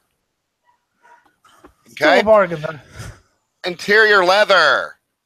We are going to do dashboard trim package in leather for $1,770. We're going to do extended interior package door panel in leather for $690. We're going to do interior trim package with decorative stitching, embroidery, and deviated thread for $3,500. Deviated thread. I just love the way that sounds. Whatever the fuck that is. Do that in black. Oh, deviated thread, man. I want deviated thread. I don't want this fucking going along with the flow kind of thread. We're going to do sun visors in leather for $580. You know, whoever buys this car is a fucking tube. We got a steering column casing in leather for $470. Steering column casing in leather with stitching in deviated fucking thread for $610. Oh, wow. In black. Just going to black it out. Transmission tunnel in leather for $1,000. That's the most vulgar thing I think I've ever heard. Storage compartment lid with Porsche crest for $340. This is Scott. This is obscene. Yeah. Wait, why won't it let me do that? Hold on. Okay, something conflicted with that. I don't know why. We're gonna do the sport seats plus backrest shells in leather for $1,800. Oh my god! We're gonna do sport seats plus backrest with stitching in deviated thread for $2,000. Yeah. Now some of these are like I'm selecting one and then the next option comes up and I'm not realizing it's the same thing but just more money. So some of them I'm saying are being actually knocked off. But that's okay. Oh my god. Deviated floor mats with leather edging. For $460. How many cows do you think they had to skin to get this car? Yeah, all of them. Just like a whole fucking pack of cows. Leather interior stitching in red for $1,500. Motherfucker. Christ. Except changes. Oh, and I added another $3,000 for a multiple layer thread, which means red, black, red, black. Yeah. Ooh, fancy. Interior Alcantara. Oh my god. Oh, so my god. Sun visors. Oh, Alcantara. Okay, that's just I could have done that or leather. Or I can do carbon fiber. Let's try the carbon fiber shit. This is gonna be real expensive. Oh yes. My god. Carbon fiber interior package. How much? $960. Okay. That's not bad. Okay. Carbon fiber floor mats.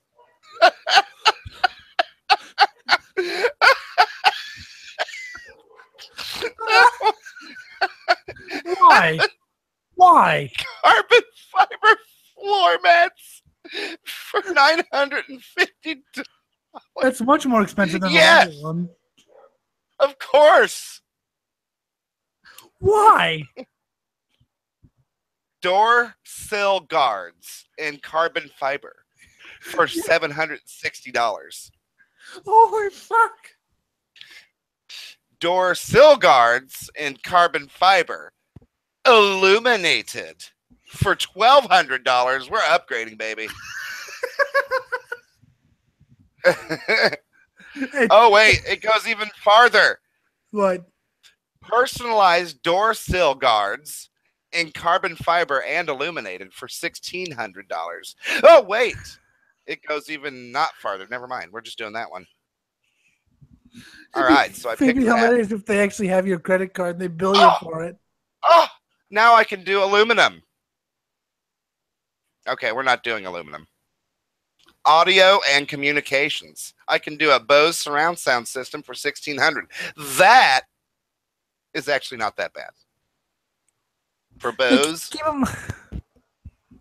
All right, so delivery. I can pay for the delivery experience.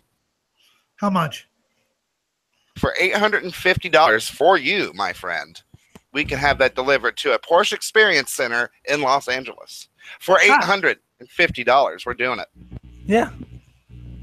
All right, so it comes to. Now, no, we're not done. Extended individualization. Oh my God.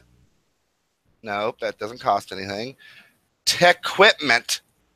Tequipment. It's spelled bad. It's spelled T-E-Q. I know. I've seen the word before. Tequipment.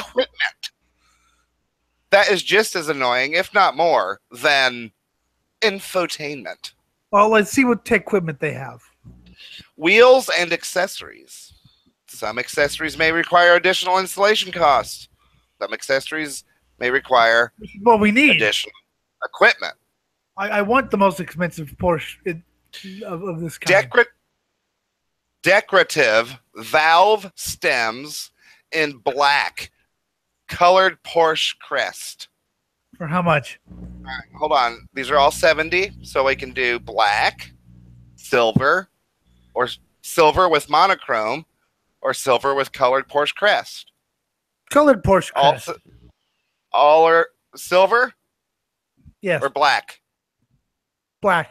Silver. Black. Okay. They're all $70. Okay. That's just for valve stems. Fucking valve stems. We're still in tech equipment. Yeah, okay. We're going to the interior. Key pouch in black Alcantara, stitching in black. We can do that in black, platinum gray, orange, red, and that's it. Black. They're all 160. Black. Okay. All weather floor mats in black. No, we already have the carbon fiber fucking ones. Let's do that anyway, though. Just fuck it. Add extra things. We can get both. 2 floor mats. It won't. It'll decrease the price. Yeah. Okay. Transport and protection. Language compartment liner. Luggage compartment liner for $210. Language compartment liner. And I can do a quantity of, we're getting all 10 of them. Why not? Care and accessories. Wheel care kit for 100. Leather care kit for 70. Car care kit coupe for 170. Woo. Quantity. We're doing 10 each. Okay. Hold on. Almost there. And I'm not even close to 500,000 yet, by the way. Okay, I'm at $177,500 for the 911 GT3. Wow. What you must be seeing is the GT3 taken to their special people to make a race car out of it. I don't know. We need to look that up then. We will. All right, so we have a black 911 GT3 spec'd out, optioned out. My God. Show overview. Price for the extra equipment, we've spent $32,000. Jesus Christ. For accessories, we've spent $5,730. Hold on a second now. Oh, man. Oh, we're not done yet, buddy. Oh. Wheels. Wheels. Wheels. Oh, never mind. I already picked the best. Okay. All right, so it's $177,500. Oh, by the way, I really like it. God, I accidentally put your credit card information in. They're going to be billing you for that. It is badass. All right, so we've had fun with Porsche. Shall we go to Ferrari? Yeah, if you want to. I am. All right, so let's go there. Let's just go straight. No, we'll just go through their line if they let me. All right, online store. Okay, we're gonna go to auto. Old supercars interest me a lot more than the new ones. How much fun what I'm doing. Oh, there's so many Ferraris now. All right, so do the 488. 488 Spider or 488 GTB? GTB. Okay, we're going. By the way, Ferrari, I want my Ferrari black. You want to piss off Ferrari owners? Get a fucking Ferrari in black. I've seen it, but if I was rich enough to buy a Ferrari, I'd get the LaFerrari in black. Just to piss them off. Okay. Build my own. Oh, another wreck. Oh, wreck. Dead bodies everywhere. No. Ooh, we actually got some airtime, apparently. I'm just kidding, folks. There's no dead bodies. All right, so we're going to make our very own Ferrari. Here we go. Let me make sure screen share is happening properly, and it is. Okay, so we're going to do color first. Okay, external colors. We could do gold, rose red. Of course, I mean, we can do 3 shades of red, 2, I don't know. You pick the color because you can see and I can't. We're gonna do black. Just fucking black metal black. I guess Christina Nielsen's left her Ferrari team because it takes too much money to race, apparently. I did a historical black. Nice. Okay. She's won the championship twice, so nice. All right, so should have some, decent proposals for different teams. Yeah, she's won twice, so why not? So we got different wheels here. I'm just going to go with what I think is going to be the top of their line. So brake caliber color. I have a black car, but I think you have to do red. Yeah. I think you have to. Okay, additional options. There are none.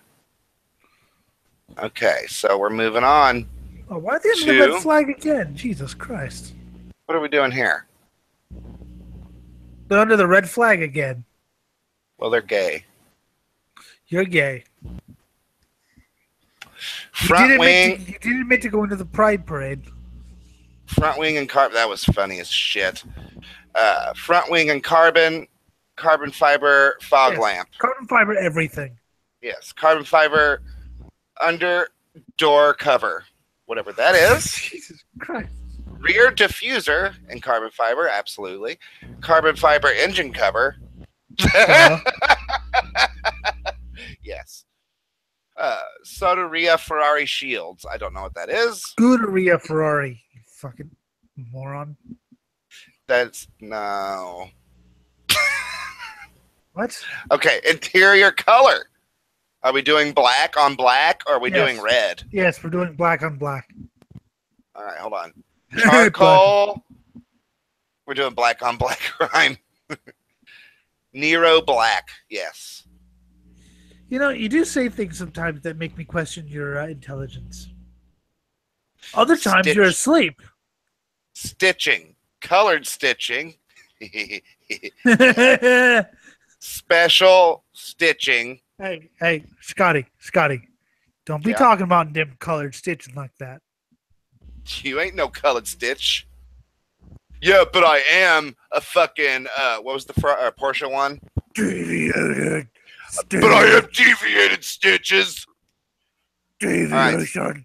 So we can do colored stitching or special stitching. We're doing special. Yeah, because that's basically special ed stitching. Should the stitching be red? Yes. Special stitching and rides the short bus. Special short bus stitching. Short bus stitching. Carpets. Carpets. Black or red? Black.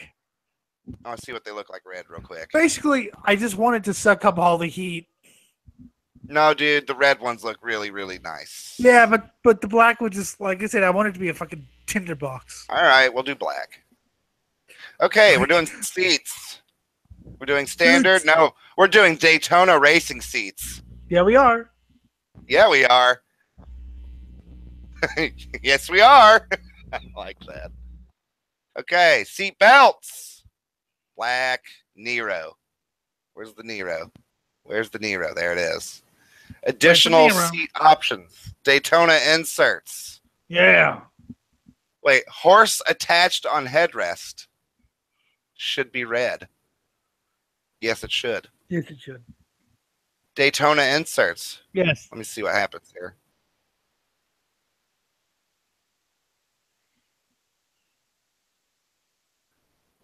Ooh, that's nice. I need to go back to the actual body paint and change it to Nero black. Because.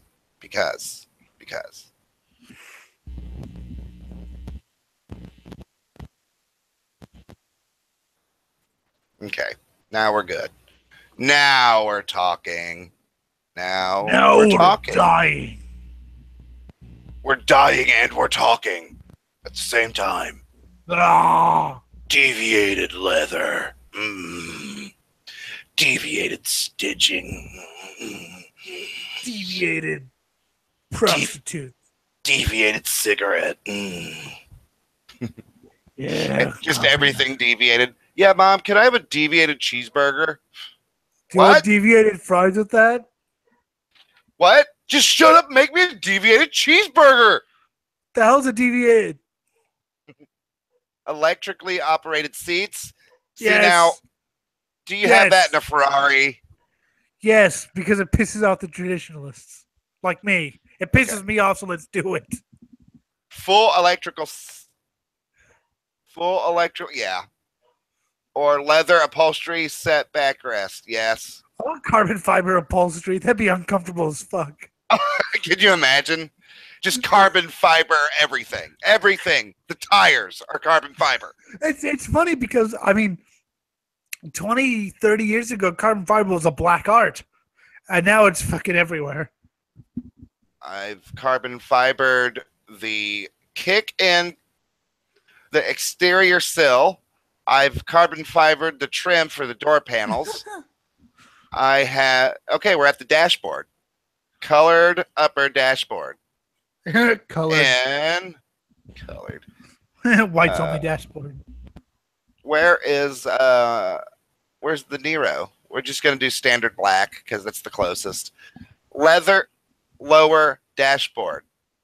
And Nero black. Carbon fiber dashboard inserts. Yes.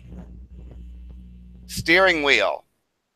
Carbon fiber steering wheel plus LEDs or carbon fiber zone. Okay, we're going to do both. Yes, we have to carbon. If I can carbon fiber my intestines, I would. Wait a second. All right. Hold on. Let me see the difference here. Wait a second. You sound like a fag. A gay fag. I'm making fun of you. You sounded like a gay fag. You have a lisp, Scott. All right, it's carbon fiber driver zone plus LEDs. That's what we're doing. That's what we're doing. That's what we're doing. Have you ever actually watched one of your shows? Because I have a couple times before. I'm like, do I really sound like that? No, I don't. I don't watch myself. You should. You should. I'll make you. Nero upper tunnel. Yes. Central tunnel. Smoking kit? Yes. Smoking kit? Yeah. Carbon fiber upper tunnel trim? Yes. Carbon fiber testicles. Carbon fiber central bridge? Yes. Oh, now it's all carbony and fibery. Carbon fiber goats. Carbon fibered cigarettes. Carbon fibered whiskey. Carbon fibered patio. Carbon fibered vaginas. Carbon fibered coffee maker. Ooh, yeah, I want that. Yeah. You know, that would be so much fun to own a carbon fiber coffee maker. You could be like, dude, check this thing out. I guess it just fucking makes the fuck out of coffee. You can actually buy, like, RC motorcycles are a thing, and you can actually buy carbon fiber body shells for them. Like, you know, fairings and shit. Carbon fibered spoons. Carbon fibered cats. Carbon fiber carpet. Oh, yeah. Carbon fibered nightstands. Carbon fibered guitars. I've seen it. They exist. I bet they do. They exist. I have seen it. Carbon fibered bagpipes. I have a suit carrier added to this. Carbon fibered suitcase. Carbon fibered dollar bill. Carbon fibered chicken nuggets. The carbon fiber dollar bill, if someone said, that ain't worth the money it's printed on, I'd be like, or that ain't worth the paper it's printed on, I'd be like, fuck you, it's carbon fucking mother deviated fucking fiber. Carbon fiber feet. Bags for the rear shelf, yes. As long as carbon fiber bags. Trolley plus soft bag plus suitcase. Yes. Handy fire extinguisher. Yes. That's good to have. A telemetry kit. Oh, yes. Silver dedication plate. Yes. Premium hi-fi system. Absolutely. You were talking about carbon fiber coffee maker. What about carbon fiber coffee? No. Yeah, actually, yes. It would just come out as water, and people would be like, what was the difference? Dude, and then they drink it, better. And then the carbon fibers are inside. Well, no, it would just be water, right? Because it just go through the carbon fiber and through the filter, and it would just be regular water, and people would be like, what the fuck? And you'd be like, dude, trust me. Oh, no, see, I was thinking of liquefying carbon fiber into coffee, so people drink it, and then it hardens, and carbon fibers their fucking stomach. All right, so I'm going to see if I can find a price here, which doesn't appear. Okay, so I'm going to try to get a download a PDF.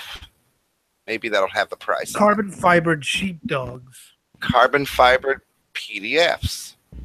That doesn't even make sense. Oh, I know.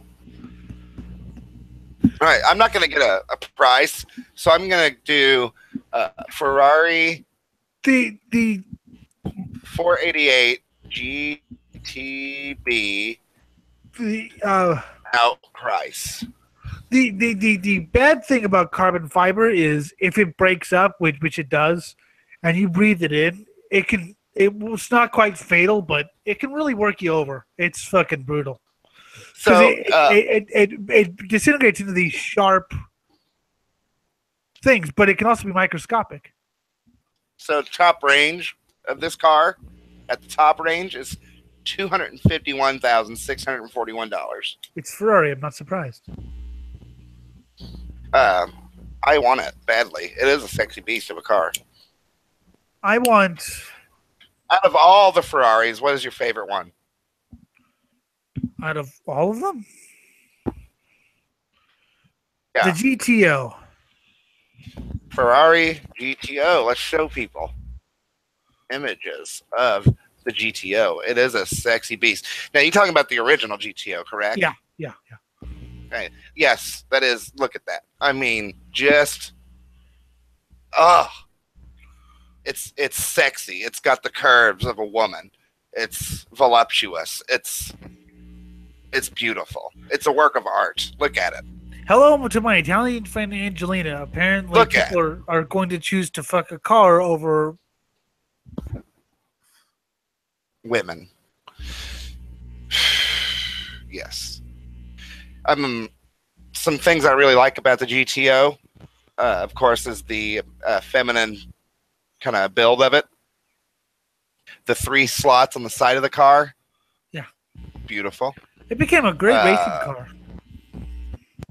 It looks like it goes fast. It looks like it is meant to race. Yeah. It made a great little... I think it was the last front-engine racing Ferrari ever made. What year is this thing? 60s. 60s. Late 50s, early 60s, I want to say. You know, it reminds me of a Corvette Stingray, but it's sacrilegious to compare it to that. I mean, you don't compare this to that. You compare the Corvette to this. Yeah, that's what I'm trying to say. I guess it. Well, the Corvette Stingray was co-designed by a European designer anyway, so maybe even okay.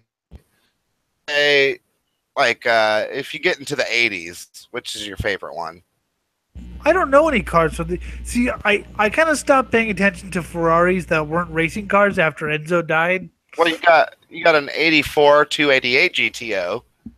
Yeah, those are. I mean, I like the original Testarossa from the 50s, but I'm more into 50s and 60s, like the Mexicos and the Testarossa and things like that. Ferrari Mexico. I've never seen. Hold on. Ferrari Mexico. From what year? From what year? 50. If what I'm looking at is it, I'm fucking in love with it. Oh my God, that's awesome. Dude.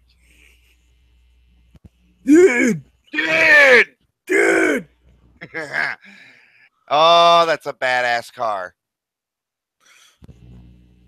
Oh my God, that's sexy. Now this one's resto modded for sure. For sure, that's resto. Yeah, 2011 for sure. Man, I still have to go with the F40 though.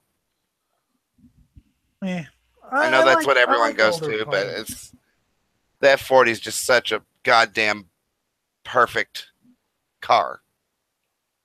Okay, so I don't know if I want to do any more of these. So what else do you want to talk about? I found a Russian military snowmobile. A Russian snowmobile? Let's look that up. What's it called? I'll send it to you on Facebook, the Wikipedia article, because I can't spell it. Okay.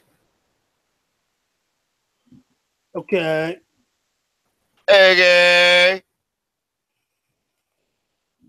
I sent it. Dude. There it is, dude. There it is, dude. Dude. Dude. Dude. Dude. Dude. Dude. Dude. Shut up. Dude. Have you ever seen one of those ultralight planes? Dude. Yeah. I want one. Do you really though? I mean, come on. Let me think about this for a little bit. Yes. Yes, I do. Do you really? Okay, so look at this snowmobile, folks. No, say it right, Scott. Look at that thing. Say it right, Scott. We have the RF-8, a smaller World War II model, powered by an inexpensive automotive engine. Snowmobile. In effect, it is a snowmobile. That was the best commentary ever. An Aerosani. That's what they called it. Yes. It's a propeller-driven snowmobile running on skis, used for communications, mail deliveries, medical aid, emergency recovery, and border patrolling in northern Russia, as well as for recreation. Arisanes were used by the Soviet Red Army during the Winter War and World War II. It's a goddamn commie car. Commie car! It sounds like a ninja move. Commie car! The first Arisanes may have been built in 1903 to 1905 by Sergei Nezdavoski's Whiskeys and Vodkas. 1909 to 1910, young Igor Sikorsky tested a self-designed Arisani before he built multi-engine airplanes and helicopters. Helicopters. Helicopter. I like helicopters. Yeah. But you were asking if I really wanted an ultralight. Yes. They are neat. They're suicidal. Another thing that's neat are those air sails. Yes. Those things are crazy. Aren't they, though? Yeah, you find, like, heated vents of air to keep going. Like, that's pretty crazy. Moke. You fucking moke. That's what I'm going to start doing when I ask to bum a cigarette. Hey, man, can I have a moke? What the hell's a moke? Smoke? No, it's a moke. I want a moke. Give me a moke. What the hell's a moke? Dude, it's smoke. Smoke. No, just give me a moke. you all of a sudden it goes black and you wake up in the mental hospital.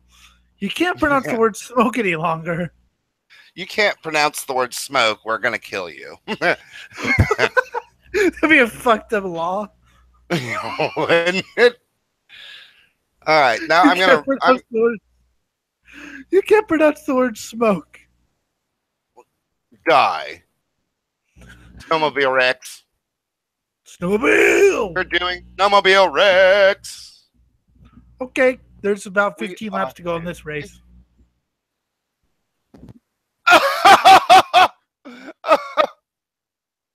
Wow. 10 laps to go. 10 laps to go. You gotta hear some of these people. Well, I can't. I'm listening to. I'm pausing. Okay, here's what I'm gonna do. I'm gonna screen share the race instead. There's about 10 laps to go. I'm gonna screen share that race. Let's watch the race with the audience. After that, we can do the. We're sharing with the audience right now. The race. 10 laps to go. Let me get a little bit of volume at least on it. All right, so in first place, we have C. Bell in the number 4 car. Number 2, I will have to wait because it just shifted. Actually, I think I'm going to restart. And go, okay, back to live. Here we go. I need to restart this. So what I'm going to do is re-click on the link you sent me on Facebook. Yeah. Let that load, son of a buck, load up. Okay, we're under caution still with 12 to go. Yes, we are. I have 12 to go. 12 to go, and then we can watch Snowmobile Rex because I do actually want to pay attention to those. Okay, here we go.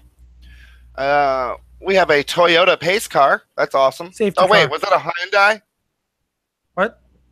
I can't tell. Maybe that's an Acura. What is that? No, that's a Toyota. It's a Toyota. By the way, Scott, it's a safety car. The only time a pace car is ever actually a pace car is during the before the start of the race. After that, it becomes a safety car. Okay, cool. Rex. More Rex. 4 wreck. 4 of them piled up. What a pile up. That was really weird how those guys wrecked. They all went into the inner portion of the track where they don't belong. Yeah. And they all came back up in unison. And when one got boxed, they all boxed together and piled up. That was weird looking. It was almost like a flock of seagulls went wrong. Like a drunk flock of seagulls. You have interesting descriptions for things. I like it. I need to pay attention to the leaderboard here so I can tell the audience here what's going on. Oh, that's going to come back around here in a minute, though. Next one. I need to get them out quick. Here we go. All right, here we go. We've got at number 1, C. Bell, number 4 car. Number 2, number 19, Gregson. In the number 24 car, Haley in 3rd place. So we're going to have a hell of a thing happening here. Watch out for Bell and Gregson. They've been going at a hammer and tongs. We are going green with 11 laps to go. Again, this race brought to you by Camping World. We got a Toyota in the lead. Barely. Christopher Bell. Not anymore. Here comes Gregson. He's in the lead. They're off the track again. All right, so we've got Gregson and Bell going for the win here. They're just trading the lead back and forth. Yeah, they're going at hammer and tongs all night. And now we have Sauter. Sauter is threatening. Johnny Sauter. Come on, Johnny. He's going to pick his moment. He's going to hang back a minute. Yep. He's got plenty of time. So does number 4 position. Justin 4 position Haley. Is not behind at all. Justin Haley. He's there. All right. So Sauter and Haley fighting for 3rd. Not really. I would watch out for Haley because he's kind of hanging back out of view. He's probably going to let's see if he had anything use the drift. He's going to save it for the last 2 or 3 laps. I think Christopher Bell's going to win. With only 8 to go, you go ball. So, we got an accident. Oh, Gregson's done. No, Gregson is done. No, Bell is in the lead. Unbelievable. We have to see that wreck again. Yeah. Nemechek is up in 3rd place now. Oh. Where did John Hunter Nemechek come from? Wow. There were 2 trucks involved with that accident. We'll see if it was indeed an accident. That could have been a shitty thing. Haley's still in 4th. Sauter is in the lead. Sauter? Yeah. Wow. Well, at least according to the standings. Behind the safety car is number 4 right now. And he's got a tire rubbing in the inside well. Yeah, he's going to go to the pit. Bell has to pit. He is. What a bitch! He's going to lose the race because of it. Yeah, but you can't. I mean, he's going to lose the race anyway. It's one of those damned if you do, damned if you don't type things. Well, he was having such a great race as Phil Parsons just said. He got a shitload of points because he switched leads with what's his name like 5 times that I saw. Yeah. They were the 2 dominant trucks, and they took each. Wow. We need to see that wreck again because I don't know if 18's pissed. I don't know if he's pissed at somebody or just upset. Yeah. Gregson looks pretty upset. Well, I would be, wouldn't you? He doesn't want to talk to anybody. I don't know if he's regular upset or if he's going to go punch somebody. Yeah, I don't know. As Vince was, I don't know how they didn't crash before. They were, you know what I mean? He just looks regular upset. Well, wouldn't you be though? I mean, well, yeah, but I was just making sure he wasn't, like pissed. I don't really think that was anyone's fault. It was just more of a racing. I don't know either. We need to see the replay. Wow, they were the 2 dominant trucks, and they just ruined it for both of them. Yeah, because Gregson, or what's his name, has to pit. Bell has to pit, Gregson's out of it. So that leaves Johnny Sauter, Justin Haley, and John Hunter Nemechek. All right. All right, here we go. Here's the replay. All right, they are side by side. We had a little bit of a swipe. Dude, that was nobody. That just happened as a result of racing. Yeah. That's what happened there. That might have even been an airflow thing. That might have been an aerodynamic. Yeah, there's some but that was just regular racing. I don't know if the spin did not start as a result of contact. It started as a result of racing right next to somebody. Yeah. Yes, that is exactly what happened. Yeah, Bell had nowhere to go and had to chase it up the hill. Yep, that was not a... I mean, you can't blame anybody for that. That's just straight up. But it's racing. Yep. I still say these trucks provide the best racing of all the 3 series. Because they're not as aerodynamic as, like, let's say the Cup cars.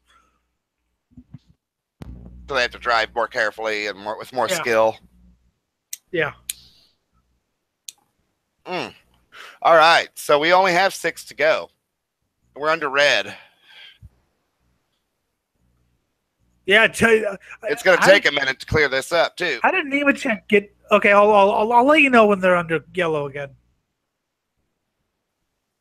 Oh wow, they're showing wrecks from prior to the race. That was a result of contact. That one right there. Yep. This last one was not a contact wreck though. No, that was just racing. Wow. Okay, now we have a different battle because we got Nemechek's aggressive, Sauter's the cagey veteran, and Haley's the young gun. Wow. Yeah, Bell has to come to pit road. He can't do that until they go to yellow, right? Yeah, but he's not going to chance it because... Wouldn't you just chance it, though? I mean... You're fucked anyway. I mean, put new tires on and charge the field and see how many positions you can get. There's only 11 cars, 12 trucks on the lead lap. So basically, right now, he's out of winning the race. So those points he can forget about. Well, he has. I mean, he has the stage points and points for leading the most lap or leading a lap. And so the smart thing to do long run would be to, like you said, pass as many cars as you can. Which I don't know how many points you get for each pass, but well, I mean, it just a higher finishing position will help you in the championship. I mean, he might chance it. I don't think so, but I wouldn't. It depends on his tires low, though. So he can't chance that. That's too dangerous. That tire's low as fuck. You and Michael Waltrip are saying the exact same thing. Are we? Yeah, that's hilarious. It's like, wow, who's the commentator here? Moog sponsor. Moog brought to you by more Moog and Camping World. Camping World presents to you Moog. Okay. I would actually, instead of watching this replay over and over, I would actually rather watch the cleaning crew clean it up. Yeah, right.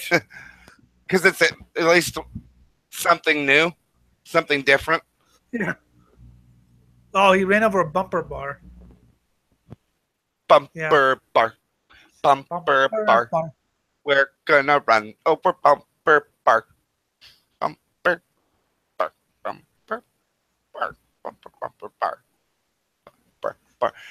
Michael Watson doesn't know anything about bumper. Watching races with Scott is actually kind of fun. I mean, he's a retard, but when I worked for Aaron's, I constantly got inundated with, "You like that NASCAR? Y'all got that car, the Aaron's car with Waltrip." Every day was about NASCAR and Michael Waltrip, and I just I don't care. I just want to deliver your couch. Is that what Aaron's is? Aaron's is a ghetto ass place. I've seen it. It's ghetto. It's rent to own. I've seen fucking Aaron's, ads and shit, but I never actually figured out what they were. Yeah, it's rent to own. You go in there and you pay double the price over a long period of time to own something with no credit. Huh. So, say you want a $500 TV from Walmart, but you don't have $500, but you do have $38 a week. So, okay. So, okay. Yeah. So instead of paying $500, you end up paying like $800. So it's a nice way of it's a nice way of ripping you off. It's a nice way of giving you credit without actually giving you credit. You want to know a random trivia fact while waiting for this to go green? Sure. Do you know there's a town called Boca Raton, Florida? Yeah. If you literally translate Boca Raton, it's not what it actually means, but if you literally translate it, you know what it means? Mouth of the rat. Mouth of the rat. That sounds awesome. It's actually to do with. We're under green. We're under yellow. Yellow. It's actually yellow, to do with more of a tunnel or some sort of mouth of a river or whatever. But literally, translation, it means rat's mouth or mouth. All right, forget all that. We're under yellow, and we're going to be green here in a minute. So hopefully they give these guys at least 2 laps. Come on, heat them tires up, boys. Get that Silverado going. Heat them tires up. God damn. All right, so we got Bell in first, who has not gone into the pit yet. This is interesting. I think he's going to chance it. Nope, he's going. Bye-bye, Bell. So that leaves... Oh, yeah. Bell is in the pit. He's done. Yeah. But he went early, so it's going to give him a chance. You can see tire smoke, apparently. So that's going to give him a few laps to try to make points. Well, yeah, there's not many trucks on the lead lap, so.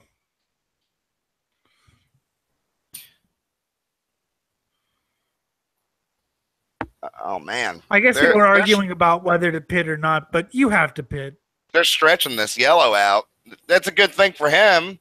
I mean, he went in early. Well, yeah, they have to basically let guys pit. All right, come on. Get that truck back out there. That motherfucking yellow's not going to last forever, guys. Don't worry. Come on.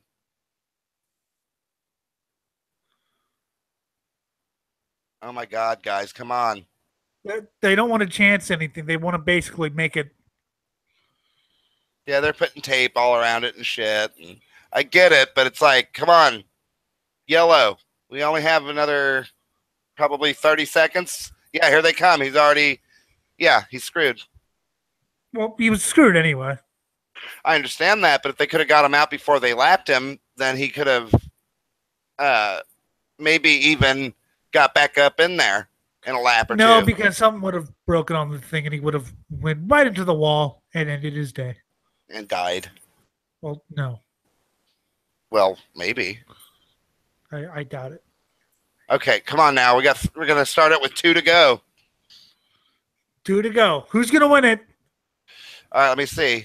We got Sauter. I'm going with Nemechek. Okay. I know. And the only reason I'm doing that is because I know that that sounds familiar. Sauter is in the. Okay. 21. Ooh, is that a tied truck? I think so. No, it's not. Okay, never mind. All right. Let's go. 2 to go. Let them loose, boys. Here we go. This is going to be fun. Yes, it is. 2 laps. Might even end up with a yellow. Oh, Sauter just pulled up, man. That's going to be hard to catch him. Never mind. He went deep. Oh, nope. Johnny Sauter is a crafty veteran. Sauter's going to win. I remember he's about when he was 7. When I was 2 lengths ahead now. When I was 7 years old, he made his debut in the ASA. Scott, he made his debut in the ASA. He won 10 races in his rookie season. Yeah. Oh wow! So let's finish this lap, and then we'll talk about him. Because he's like, oh my God, what are you doing, Nemechek? Holy shit! He went deep into the infield to try to cut him off. Didn't work at all. Didn't work at all. As a matter of fact, it was like super duper aggressive. Yeah, but that's once again, you're in the last lap. Anyways, Sauter, yeah, you could tell Sauter had that one, like almost right away, because he got off to like a two car length lead right out of the gate. He's a crafty veteran. I mean, like I said, I remember the first time I ever saw Johnny Sauter was when he was racing ASA in 2001. And he won 10 races in his rookie season and got the championship. So, I know. He's impressive. You're impressive. He comes from a racing family. No, he doesn't. Crazy Snowmobile! His family doesn't not do that. Well, Nemechek comes from racing. His father Joe was a racer, and his Joe's brother John was a racer. He was sadly killed at Homestead in '97. But Johnny Sauter comes from a racing family. Tim, Jim, and Jay are all racers. Hootie Pie? What? Do you want to watch snowmobiles? Yeah. Do you want the link to it, or should I just screen share it? Just screen share it. All right. So we're gonna start over. Starting over. Crazy Snowmobile Crash and Fails compilation 2015. Snowmobile. Super backflip. Guy just lands rough. Dumb little ramp. That was a decent race, though. I mean, it was all right. We got a bikini chick on a snowmobile. She fell off. Ouch. Oh. Yeah, he flipped over his handlebars. Came down a ramp, down a hill, landed rough, and went flying over his handlebars. That was rough. Ouch. A lot of these are just, basic. You know the guy who did the RC commentary, John Hindhoff? He's racing this weekend in Texas. With snowmobiles? With sports cars. Oh. But it's cool to see commentators actually race. Oh, dude ramped over a ridge right into a tree. Ouchies. Damn. Snowmobiling, like, in the middle of pine trees. Oh, my God. How did he not see him? T-boned a dude. You have to actually know what the hell you're doing. Okay, so we're flying into the pile. He just hit a lake. Whoopsies. Or something. He hit something. Going down a hill, flipped over his handlebars. And he's dead. Yeah. We have... And he just gave up, fellas. He just gave up. He was going like 5 miles an hour and let go of the handlebars and just fell off the back of the Momobile. The Momobile. Snowmobile. He is snowmobiling over a house. Woo. And then it ran into a big tower, cell tower, something. And then he died. And then he's dead. He got burned and died. Okay, he's going down the hill and he's dead. And that's the best. And then they're racing down the thing and he wrecks and he's dead. Every wreck you say he's dead, even if he just gets up. Look at him. He's dead. How dead he. Raising his hands. He's dead. He doesn't even know how dead he is. And we got a cockpit view here. We're racing. We got a pit maneuver. And he's dead. Then we ramp over a snow bank and weirdness happens and he's died. And, he ran into a cable wire. Nice. Oops. Poops. Poops. Let's see something extreme here. Come on now. Extreme. No, there's nothing good happening. Say it right, Scott. Extreme. Extreme variable. What is it again? What was it? The stitching? Deviated leather stitching. Deviated snowmobiling. We're going to go deviating the snow. He deviated into a crash. I'm putting my snowmobile on the water and pressing the throttle, and it's not working because it's not meant to go on water. Because I looked at one of those videos that had a super duper high horsepower snowmobile, and I think that my consumer model has that much horsepower, but it doesn't. So I go across the water and it falls in the water, and I'm like, what the fuck? Yeah, these idiots. The reason those snowmobiles can go across the water is because they have a special track and they have super high horsepowered engines. Yes. These are just. Could you hang on for 2 seconds? 1, 2.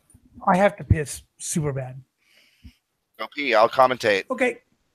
And that truck is dead. And that ramp is dead. And that guy is dead. And that snowmobile and guy are dead.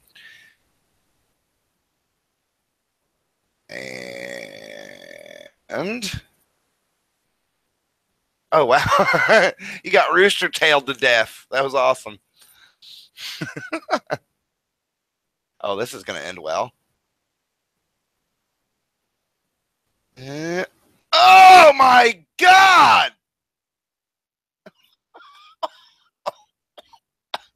I have to pause that for Elliott, people. I'm so sorry. That was great. That's a level of stupidity that has to be celebrated. I can't just leave that hanging there. But anyways, look at that. Look at that. Look at that. That Lamborghini.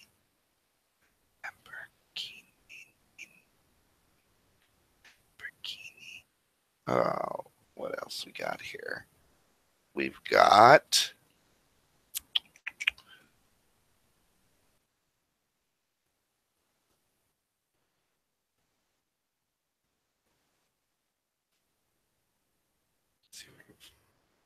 an image of this car that is amazing. Is that it?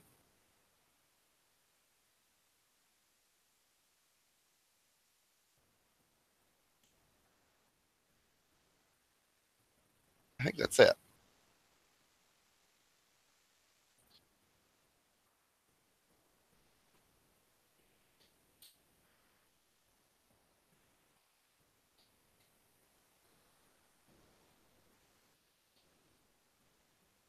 Yeah, that's it.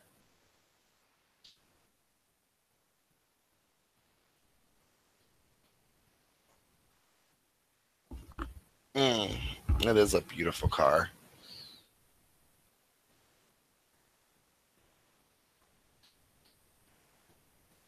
But these things are really hard to find and super expensive.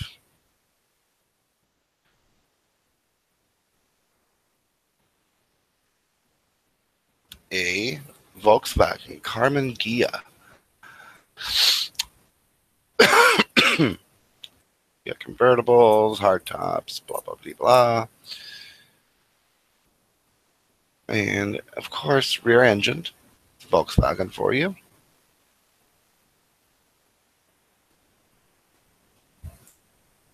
Oh, man. Would really love to own one of these. I wonder how much they're worth. Let's look it up.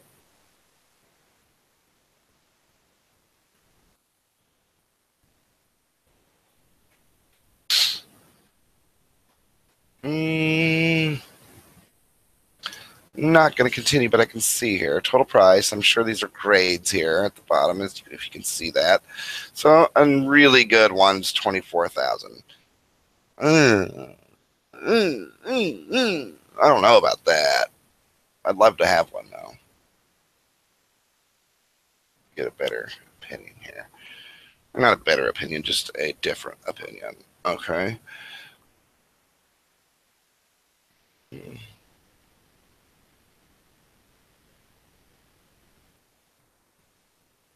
Okay, so it's searching for current values. We're going to let it do that. I'm going to refresh. Oh, so no value data available for this. Hey, 1956 Volkswagen Carmen Ghia. That's embarrassing. What'd you do? Sorry, Elliott's embarrassed. I had to clean up dog shit. That's why it took so long. Listen to this. A 1956 Volkswagen Carmen Ghia. Such a beautiful car. Good Lord, like, is it beautiful? Basically what happened is they took the Beetle and said, let's actually make it like attractive rather than cute but ugly as hell. No, this thing is like full-grown adult female beautiful. The Beetle is cute. There's cuteness in here, but there's also stunning beauty. Yeah. It's for a really good one. It's, you know, for a collector's car, for a really good one, you're looking around 30,000. I'd say it's a more mature form of good looking.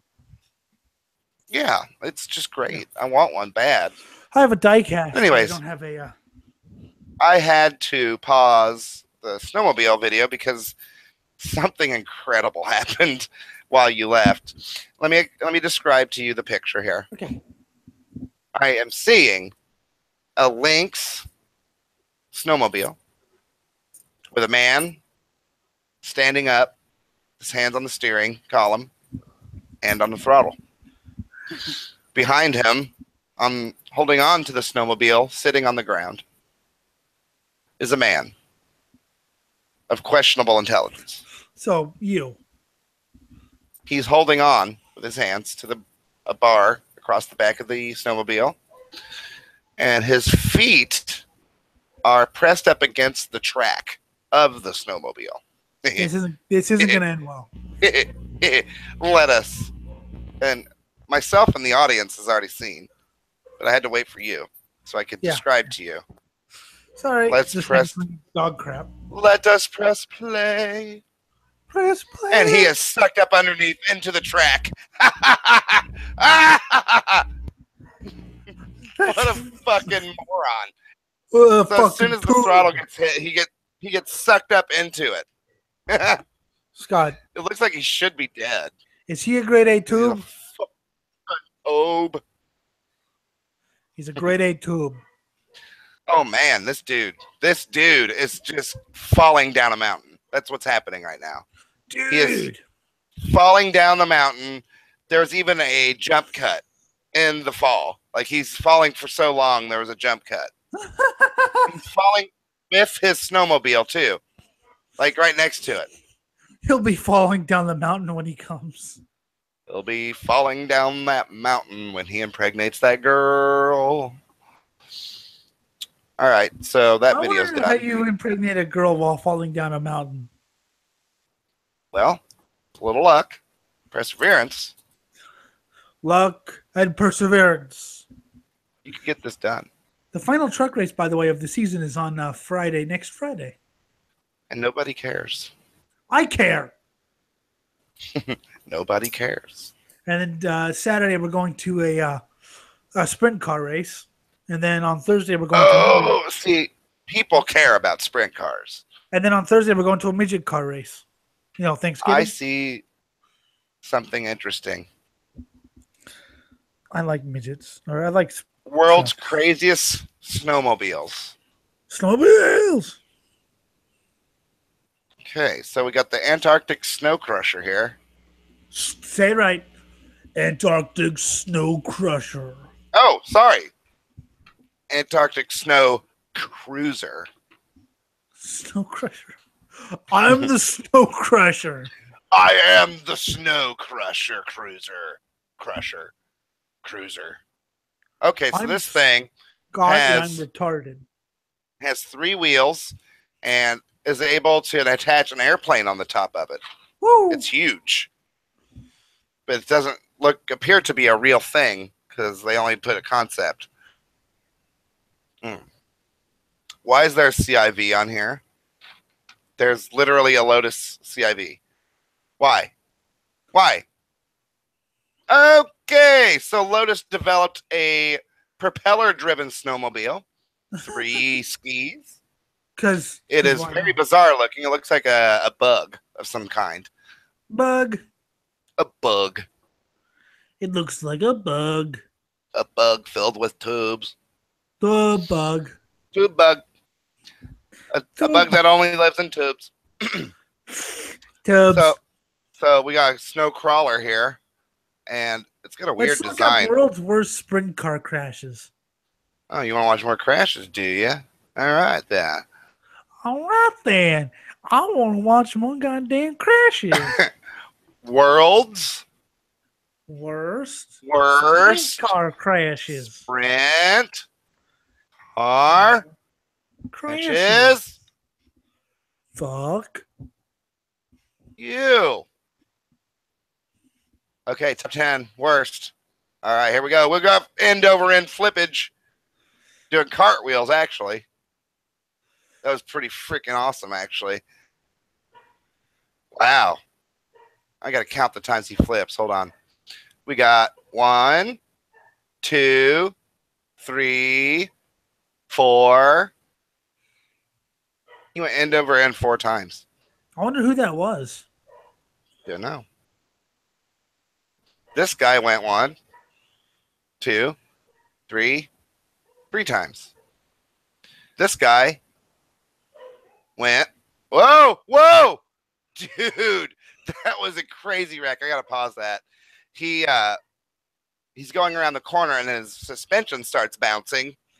His light front end went airborne, so he's doing a wheelie, but he kind of ramped into a wheelie. Yikes. So he's going through the air with his front tires higher than his rear.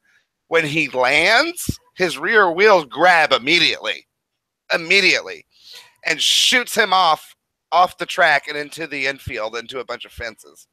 You know, Rich Vogel. I gotta watch this again. You know, the sprint car driver you're related to.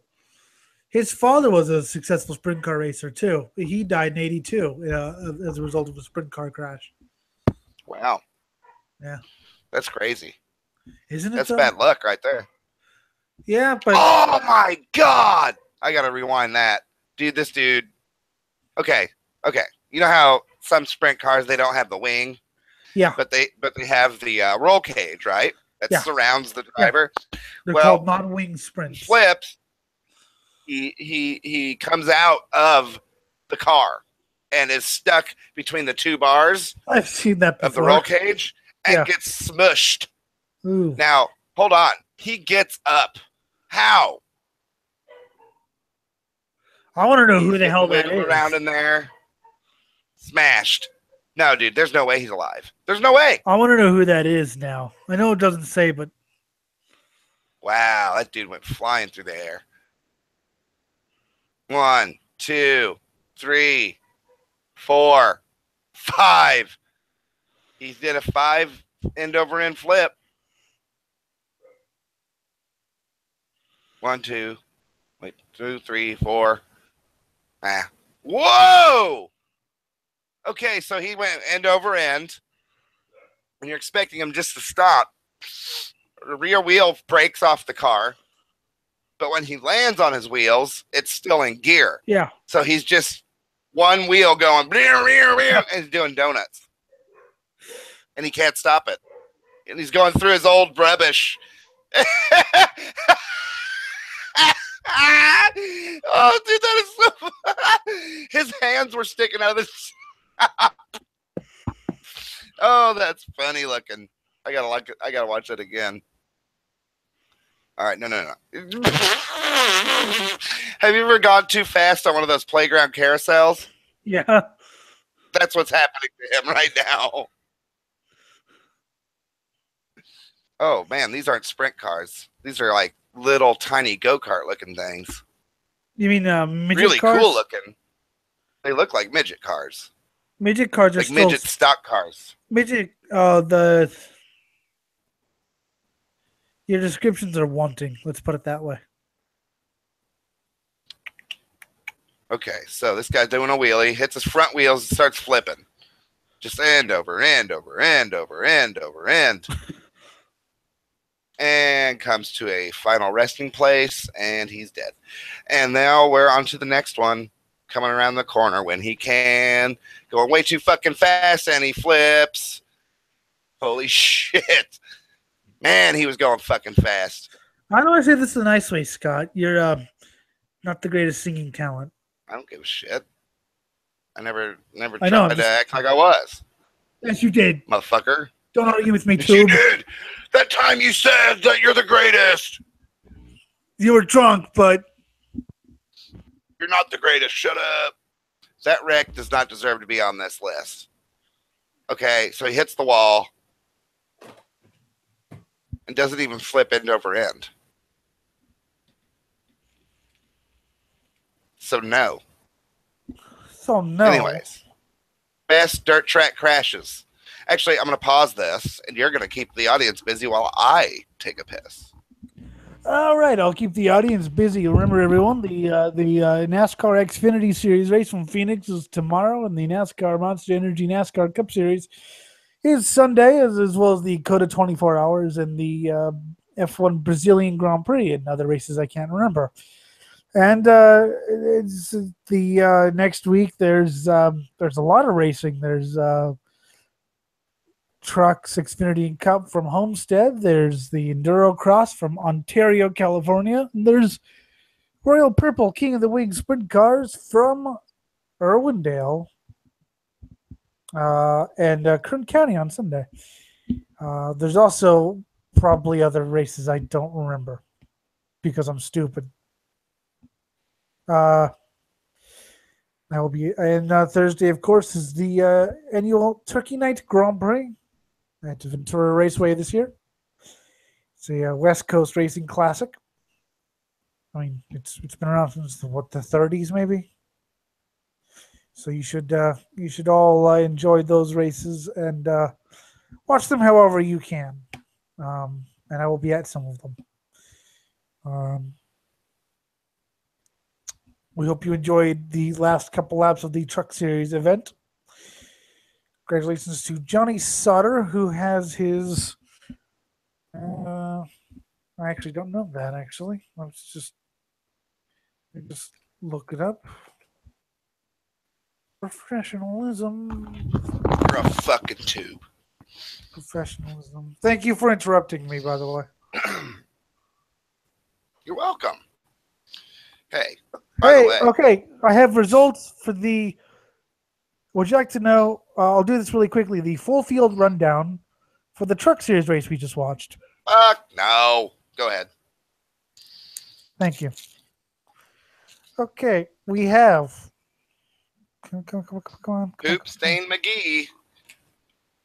Johnny Sauter wins the race. John Hunter Nemechek is in second. Cody Coughlin, son of Jeg Coughlin Jr., the famous NHRA drag racing driver, third place. Chase Briscoe's in fourth. Kaz Gralla, fifth. Stuart Friesen, sixth. He's freezing. Todd Gilliland is in seventh. Gilliland. Christopher Bell finished eighth. Bell end. He actually did finish on the lead lap, Scott. That's actually impressive with only, he had to work with 2 laps? Yes. Damn. Austin Cindric is 9th. Bailey Curry is 10th, whoever the fuck that is. What the fuck is that? I don't even know who that is. Next champion. No. Jason Hathaway, the Canadian driver, is 11th. Are you going to go through all 30 cars? What? Go to 15th place. That's it.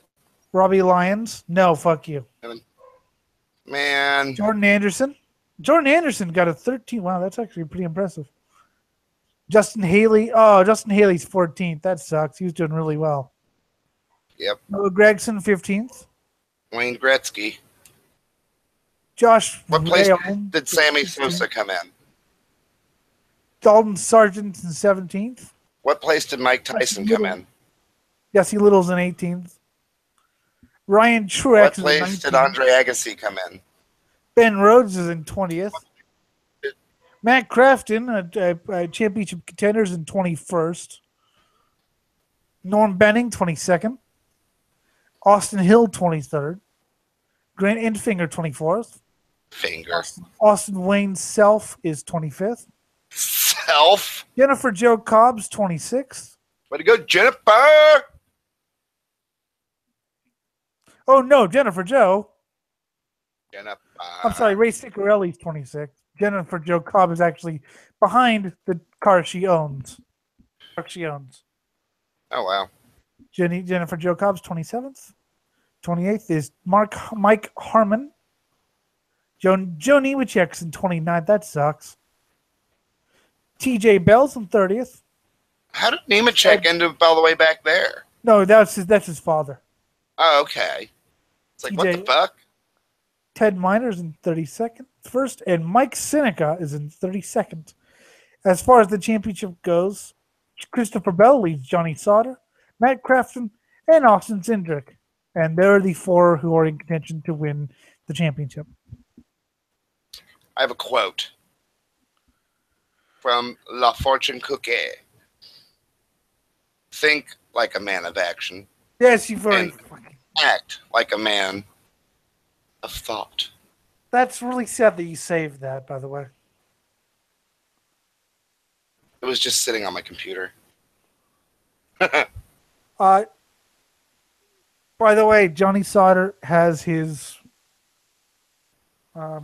poop dank. His 4th win of the year and his 17th win of his career.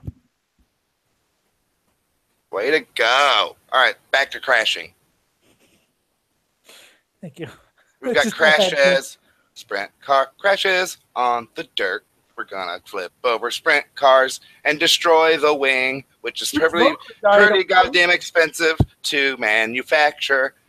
Rich Vogler died on the pavement, actually. Mm-hmm. He sure did. It's Salem, wasn't it? Yep, Salem Speedway. I get Salem and Winchester confused a lot because they're very similar tracks. And I think they're both in Indiana as well. Ooh, these are not sprint cars at all. These are stock car looking things. Like CRVs and MGs and something. Very British looking. British looking? I had to. We got like a Honda Civic. We have like, I can't. Have you ever seen skid plate racing? No. Front wheel drive cars and they take the rear wheels off and they put fucking skid plates on. Oh, well, yeah, I have. It's retarded. It's retarded. All right, what do we got here? What are these? What the fuck are these? Can't get a good look at them. Super weird looking, stock car looking things. Looks like just a frame, chassis, body, and engine. And the body's all big and fat. I can't really... Yeah, your description's... What's the word? It's got a triangular body. Like, pinched nose, big fat rear. I'm not sure. Because, It's hard to... Okay, this is a demo derby. No, these are stock cars. And someone's pissed and ramming this guy. And the guy's hanging out of his window on top of his roof now, screaming back at him, "Stop it! Stop it!" Yeah, I'd beat the shit out of somebody for doing that to me. He's trying to beat the shit out of everyone. Well, I mean, no, dude, he's literally backing up and ramming the guy's car. I'd just go forward and ram him back. Now he's not in his car, though. He was getting out of his car when the guy rammed him first, and then he got to get all the way out because he was getting rammed, and now the guy's going like a madman, just going back and forth hitting the guy's car. Ram. Fucking beating the shit out of him. Scott wants to be rammed. Shut the fuck up. I love doing this. Oh, my God. Dude, like, almost went into the semi-truck trailer parking area. That was crazy. Pissing you off like that. Doesn't really piss me off, just for a second. It's shut the fuck up. Shut the fuck up. You don't even know. You know what? You don't even know me. You don't know me. Yes, I do. I do things. Bullshit. Okay, so we're back to sprint cars. Good. I wonder how much it costs just to manufacture the wing of a sprint car. Not that much. It's just a thing with 2 plates on it. Yeah, but I don't know. I don't know how they're constructed. It's very simple, actually. You don't know that. Yeah, I do. You never made one. I've followed the sport longer than you. But you never followed the manufacturing of one of these cars. Yes, I have. I've looked it up. All right, let's look it up. Done. We're done. We're done. We're looking it up. No, you're a tube. You're a tube. Manufacturing of sprint car wings. I wonder if there's anything that's specific. Sprint car wing assembly. Nice. You're a tube, Scott. I'm on YouTube. Tubes. All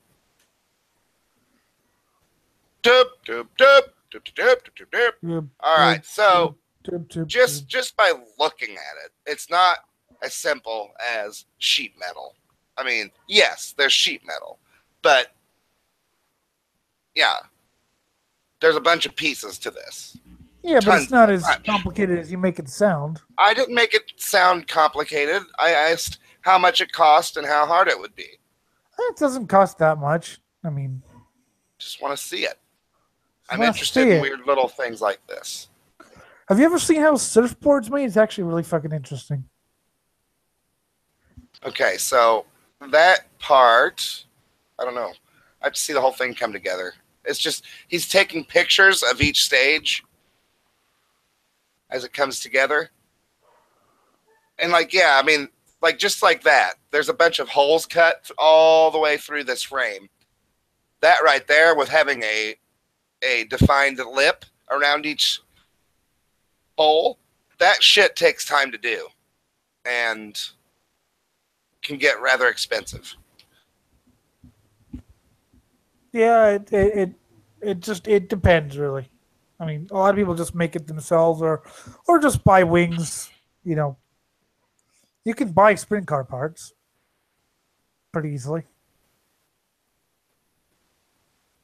This is interesting as fuck, dude.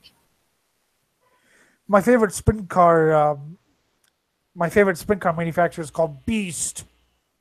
Because it's Bob East. It's Bob East, but you know, Beast. What the hell is wrong with you? The devil. Evil in league with Satan. The devil loves me. Fuck you. You don't even believe in the fucking devil. The devil and Jeebus. Fuck. Yo. Fuck. Yeah. Hey, by the way, we said we were going to do another one, another version of Swine Brothers Overdrive on like Thursday, and it only took us 2 days to do it. So, you know, we're getting better at it, man. So, for any of you who watched our previous episode, you might remember me saying, tune in tomorrow. And then I said also, which might be a week from now or a month from now or just whenever. So just keep in touch. Yeah. So 2 days, that's not too bad. Yesterday was my fault. I was really tired and just out of it. And I don't want to. I don't want to. Yeah, I get that way too. Mopey. I don't want to talk intelligently. I want to talk about atomic exploding. Fuck you. I just typed manufacturing monster trucks. Fucking how it's made trucks. Exploding goats. Oh man. Atomic exploding goats. Hold on. This is where one of us needs to learn how to edit videos really well. Deer head explosion 18 plus. This is the best thing we're gonna get.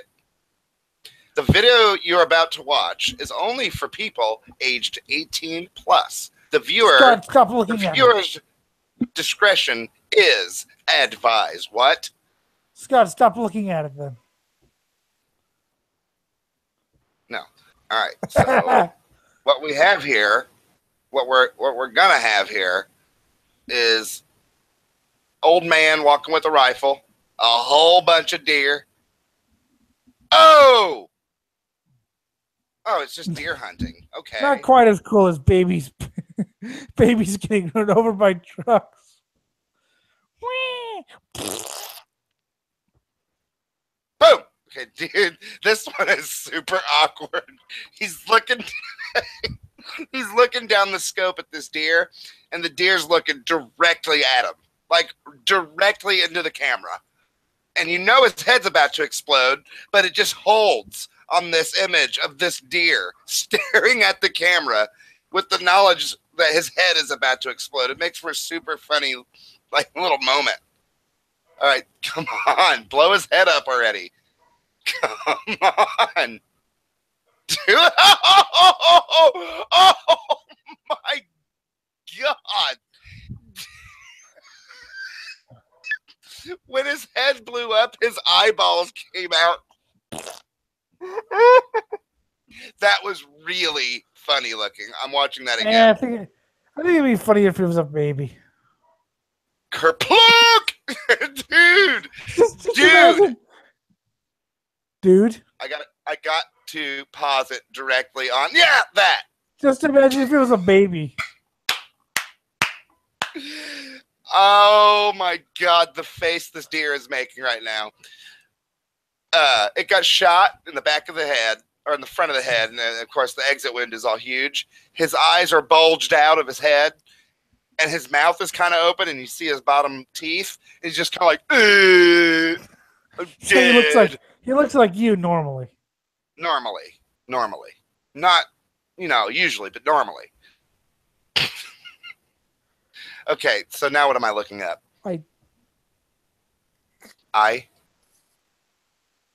Eyes exploding. I don't know. How about I and har med fläskgottmast? What? I don't know. I don't know what to look up. Tell me a thing. I don't know. Free violence at shopping mall. The video you are about to watch is only for people 18 age plus. What we have here is a mall. People walking. Phones.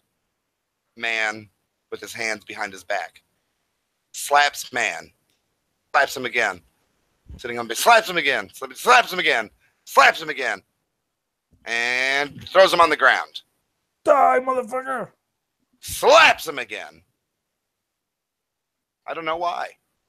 Pulls his hair, throws him back, punches him, kicks him. I'm bored. Hey, Scott, I'm bored. I think I'm going to go punch a computer. Oh! Soccer kicks him right in the face. In the back of the head. Oh! Now in the face. This poor kid is getting his ass whooped. Uh-oh. We got a suplex coming, I think. He stood the kid up. And he placed him back on the bench. Okay. That'll teach you to exist. Okay, some time has gone by. A jump cut. Man in the sweatpants coming back. Slaps him again. Throws him on the ground again. How fucking dare you exist? Basically, that's what's happening. Kicks him. I really think that that's what's happening right now. Is you exist, you must be murdered. Kicks him like a front kick, heel kick, right to his face. Fuck you for existing. Yeah, fuck you, bro. I can't help the fact that I exist. Well, I can, and now you no longer are gonna exist, bro. Bro. I hate that word, bro. Biker killed by towing cable. Oh, yes. My I hate that word, bro. Though, God. Bro, Just depends. Like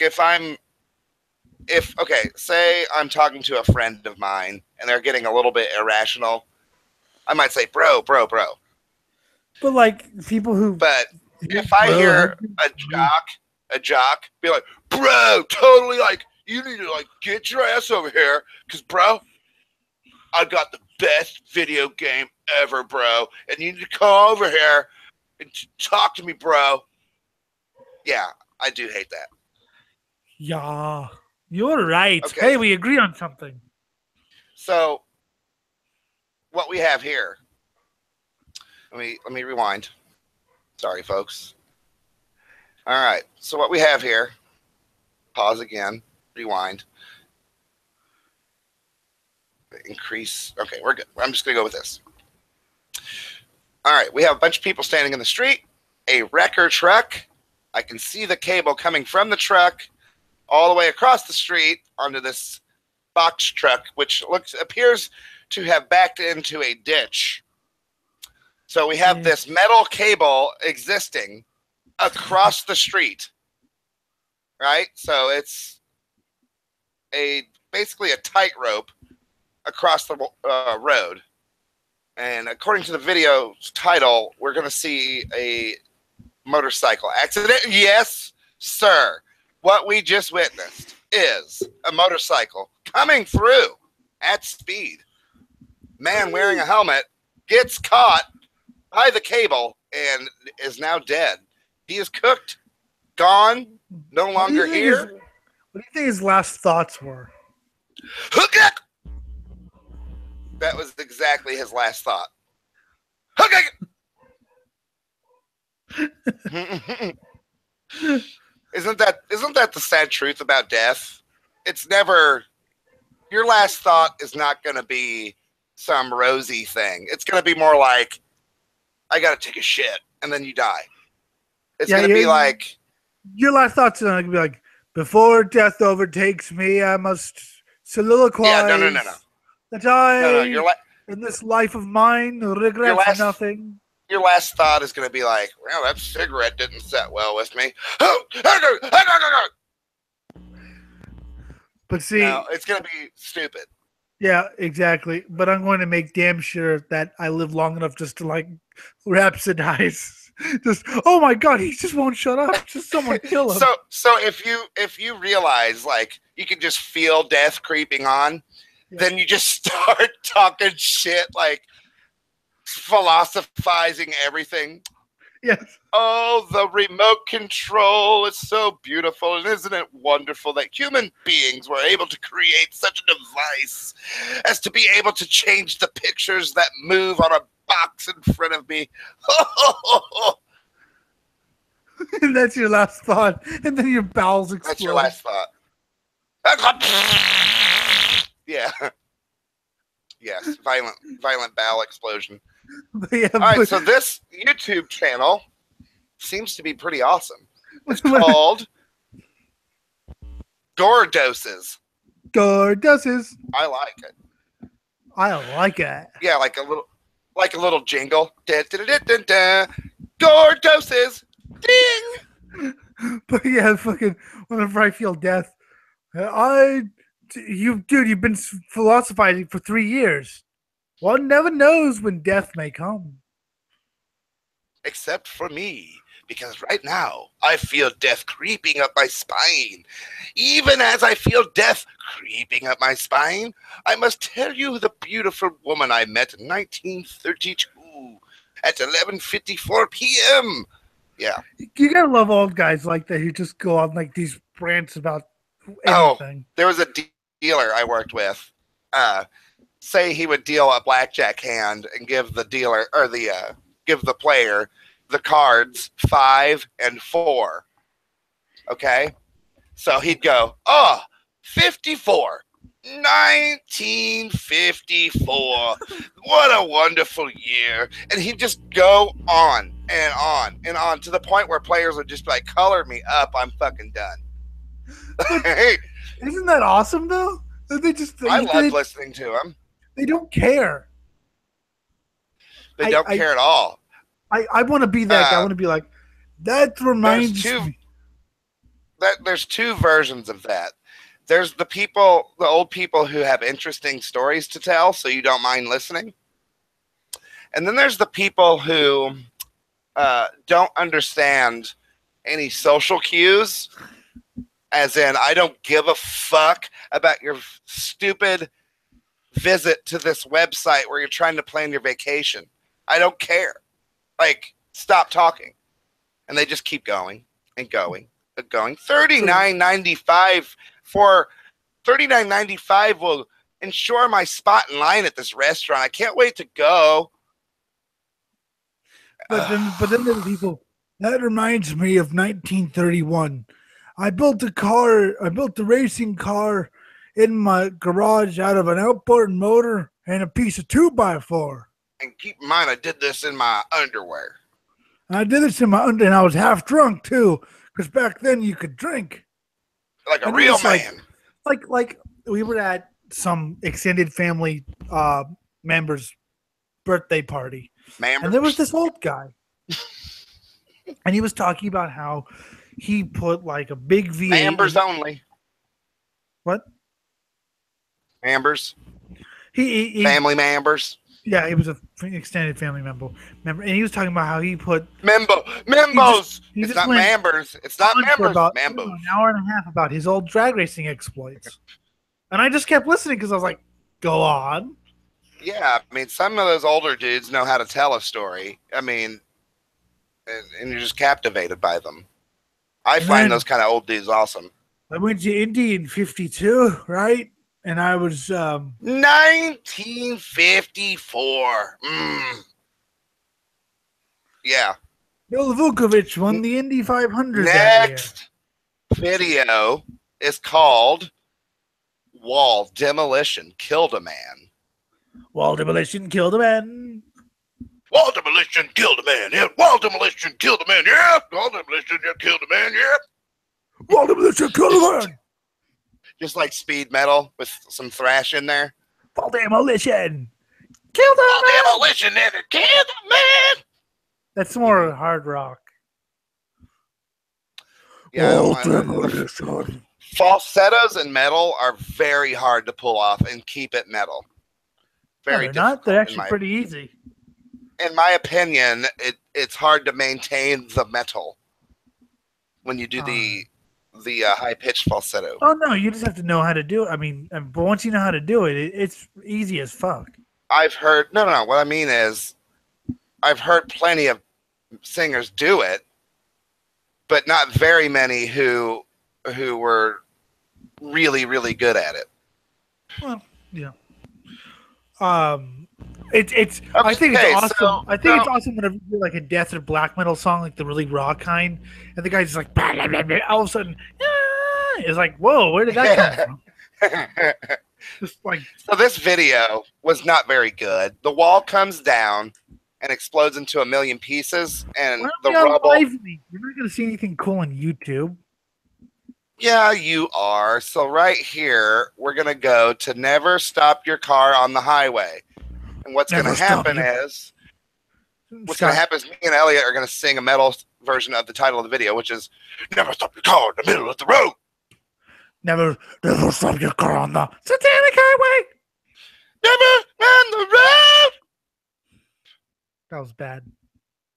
But like Goat Semen, they're a band, and they'll like do this like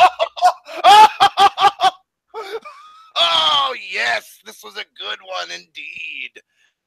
All right, so first we have a Toyota Highlander running into the back of looks like some kind of minivan. Anyways, the minivan was stopped in the middle of the road with the hatch open. Some dumb bitch was digging through some shit in the back of the van. Highlander crushes that bitch into the van, so she's dead. There is looks like a Chevy of some kind, I don't know, black car. Her little hubby boyfriend is standing on the center line in the middle of the fucking freeway. Black car, doesn't have anywhere to go. Into him, and when he goes flying through the air, which I love, when someone gets hit by a car and they fly through the air, it is magic. It is magic to me. Well, when this particular man goes flying through the air, well, for the viewers, look on and see. Her plunk. Look at his hands. He's like praying. Aww. His arms flail up above his head, but then come down in front of his face as if he's praying. Please, and then he lands on his butt. Don't let me die. That dude is dead as fuck. Damn. God damn. Old woman gets hit by a car. Absolutely watching it. Old people. Old woman gets hit by a car. Old woman gets hit by a car. Okay. Old woman gets hit by a car. What the? Old woman gets hit by a car. Old car gets hit by a woman. This one before. I think I've seen this before, but you can never watch old women getting hit by cars enough. she did the old lady I'm trying to hurry sprint and failed completely, man. All right, so for the viewers, let's watch the replay. I'll give color commentary coming up if indeed this video allows me to do it, and it's not, so I'm going to restart it here. I'm going to explain the situation for Elliott because he's blind. Elliott's blind. I know. Come on. Elliott's blind. All right, we have pedestrians on the sidewalk checking out traffic. Some people are wanting to cross. Old lady balls up, steps out onto the road, looks down to see the traffic. Oh, she's got to hurry. She's got to hurry, but too late. This car's going to murder her. And she's down for the fucking count. And it was too late. She's down for the count. For the eternal count. For the eternal count. That'd be a great title for a very intuitive death metal song. The Long Count. As an allegory for death. All right. So we're going to continue with Granny getting hit by a car. Granny getting hit by a car. Granny getting hit by a car. Granny getting hit by a car. Holy shit, did she get hit? Holy shit. Let's go to Scott Vogler, our commentator. Hold on. I got to watch in silence. Oh, my God. That was awesome. Oh, my God. All right. I'm going to do my best. All right. So what we have here, we have crosswalk. You can see the lady. Ladies and gentlemen. What you're about to see is perhaps one of the best ones of these I've ever seen. All right. So she is completely oblivious to what's about to happen to her. She's oblivious to what's about to happen. No one would have any reason to suspect that this would happen to them. So we see a car. I'm going to rewind a little bit. We see a car coming into the intersection. Oh, but what we have up here in the top left-hand corner, we have another car coming into the intersection. That's not good. These two cars are going to collide. So we're going to go forward a little bit. What we have here is the taxi cab gets T-boned. Oh. And as it gets T-boned and is going forward, it drifts towards the old woman who is now just standing on the first column of a crosswalk. Play a little bit. All right, so I'm going to try to catch that better because she got fucking... All right, so this is right before impact here. Taxi cab is, let's say, almost rolling over at this point. The woman is staring at the car, and you know she's thinking, well, okay, you know, I lived, and now I'm not going to anymore. So she's got her... Did she get moked? Oh, she got major moked. Major moked. All right. So she's got her little shopping bag. She's got her little black pants and her blue shirt on, and she's old, and she's looking at this death coming at her. And she's, you know, I like to think she's old enough and mature enough to accept her position in life and that she's about to die. So let's press play. Look at that. Let's rewind and get a better feel for this damage here. Car comes through, flips, bam! All right, so the second half of why this is such a wonderful video. All right, y'all saw her get hit, right? impact. So bam. Okay, I'm going to pause there. What's about to happen is you're going to see her body from a different angle fly across the fucking tarmac and end up smashing into a wall. What makes that so wonderful is she was going feet first. She hits the wall, and it looks like she's sitting on the wall now. Right? Because I paused the video, and she hit so hard, feet first, that it made her body come up and appear to be sitting on the wall. All right, so now she's just done, right? Look at her. She's done. There's nothing. There's nothing else to say. She's dead. So I'm going to just press play, and we're going to watch. We're just going to watch. We got a double view here. All right, again, car comes at the intersection. Taxi cab gets T-bone, swipes her. She hits the wall, and she's done. And then she died. Beautiful. And then she died. All right. So I'm gonna let it play a little bit because I want to see if she moves. You have seen it with like the. Have you ever seen those like world's worst documentary? And then she died. And then she died. Yeah, of course. All right, so I'm waiting to see if she moves. Which, no. It'd be funny if all of a sudden she lost, stood up, brains, a cartwheel, brains. Her shoe came off. She became That's gone. A fucking zombie. The dude is holding his hand above his head like, oh my God, oh my God, oh my God, oh my God. She's dead. I don't know what you're checking on. All right, let's continue. Gore doses. Rapper Roth attacks 19-year-old salesman. Nah. Hang on. I have to do it. With your breakfast, with your cornflakes and tea, have some gore doses. A part of this complete breakfast. Gore doses. Ding!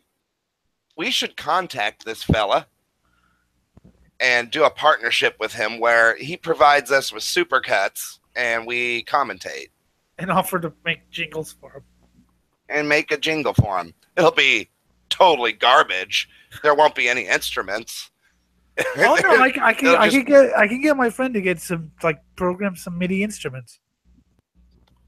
Okay, I mean I'm going to go ahead. But you'll have us singing over it, which will make it utterly shit. Here's what I'm gonna do.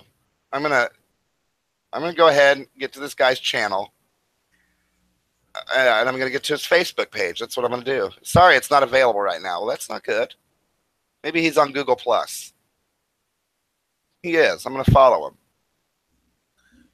Follow him to hell. Yeah, and then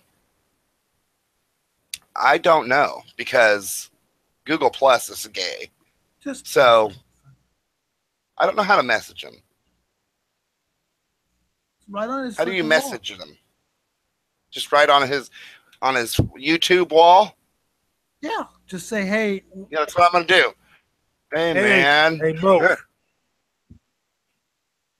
Interested in a collab? Hit me up on the Facebook. And I will provide him with my Facebook.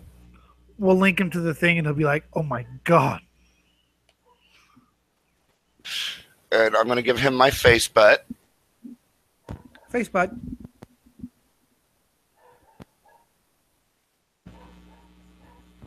Why is Charlie barking?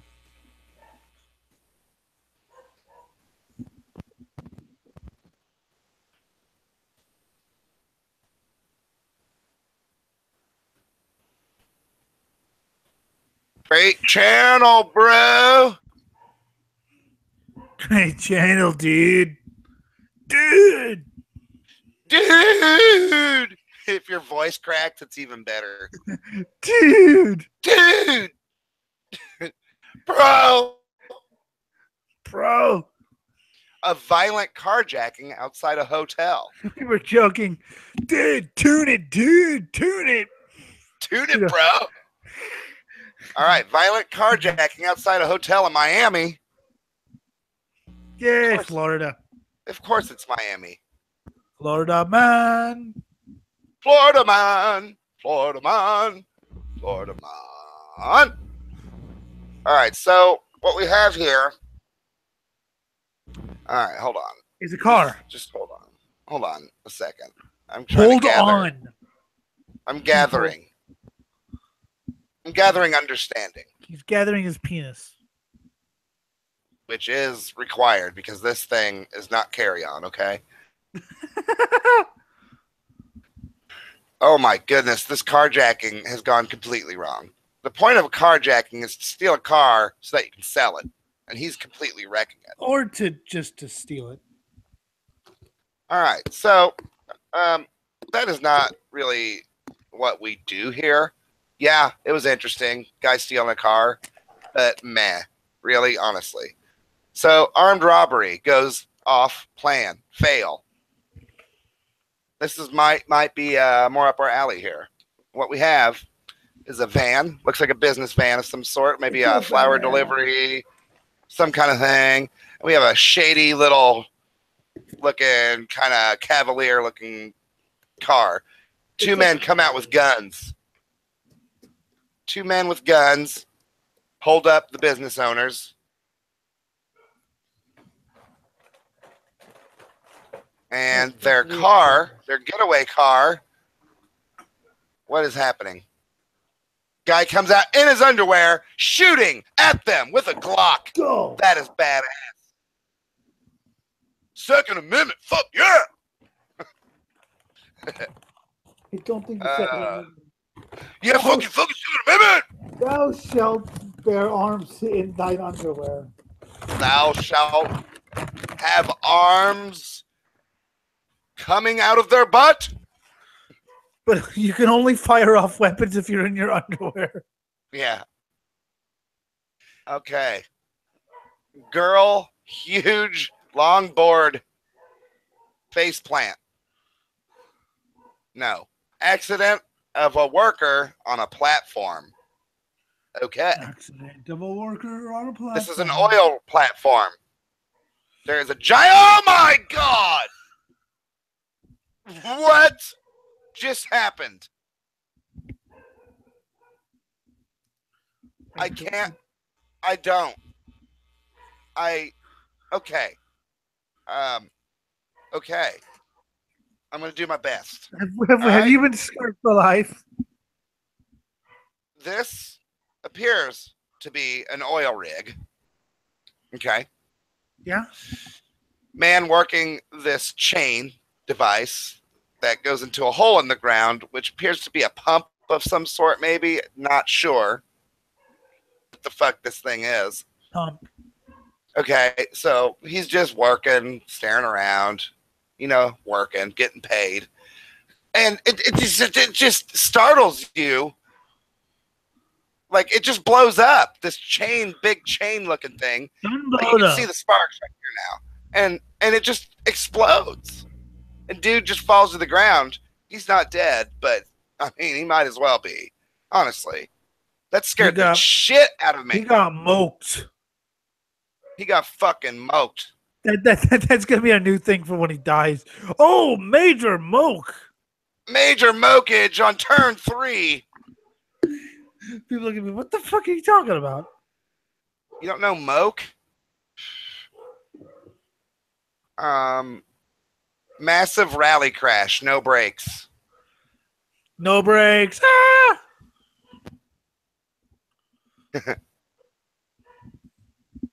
Okay, come on. The red I got no brakes. We don't need no stinking brakes. We need throttle. More throttle. Hey, you can steer with the throttle. Yeah, right. That's what all these high performance drivers keep. The Swedish flick. All right, so here we go. Here we go. We got video now. Here we go. We're going down the lane. And we're going down the lane. We're going down the lane. We're going down the lane. We're going down the lane. Really fast, really fast, really fast. Okay, we got a turn, a little bit of a turn in the lane, a little bit of a turn. Nothing big, nothing major. And then we got a bridge. No, we got, oh! I mean, I see what they mean by no brakes, man. He came into a hairpin turn going like 130 and did not even come close to making the turn and just ran into a concrete pillar. Just Ow. Bam. Yeah, ouch is right. I got to see that one more time. You got fucking moked. They got moked big time. I mean, I just want the viewers to look on here. People here, you know, they come for the Swine Brothers. They come here to Overdrive for the car culture part. This is just a good combination of the two. Again, they're going at over 100 for sure. And look at this turn that he just totally ignores. I guarantee. I mean, okay, here we go. I guarantee his navigator was like, dude, you know, because they have all that shit written down. Dude. What? Oh shit. All right, so there was a so you know what a spotter is, right, Scotty? They talk to the drivers and they tell them when there's a car coming up on them or whatever. What's the one thing you don't want your spotter to say? I don't know. Oh shit. There was a crash and literally it's all you inside. Oh shit. It's like that's the last thing you want to hear your spot. It's do you mind playing a little bit of audio here? It's not really video. It's just a funny audio clip. Hold on, let me get to it. Facebook or YouTube, I mean. Let me try to find it here. Ooh. Do you know the Smoking Tire by chance? What's the Smoking Tire? It's a YouTube channel. What's his name? Matt Serra? Yeah.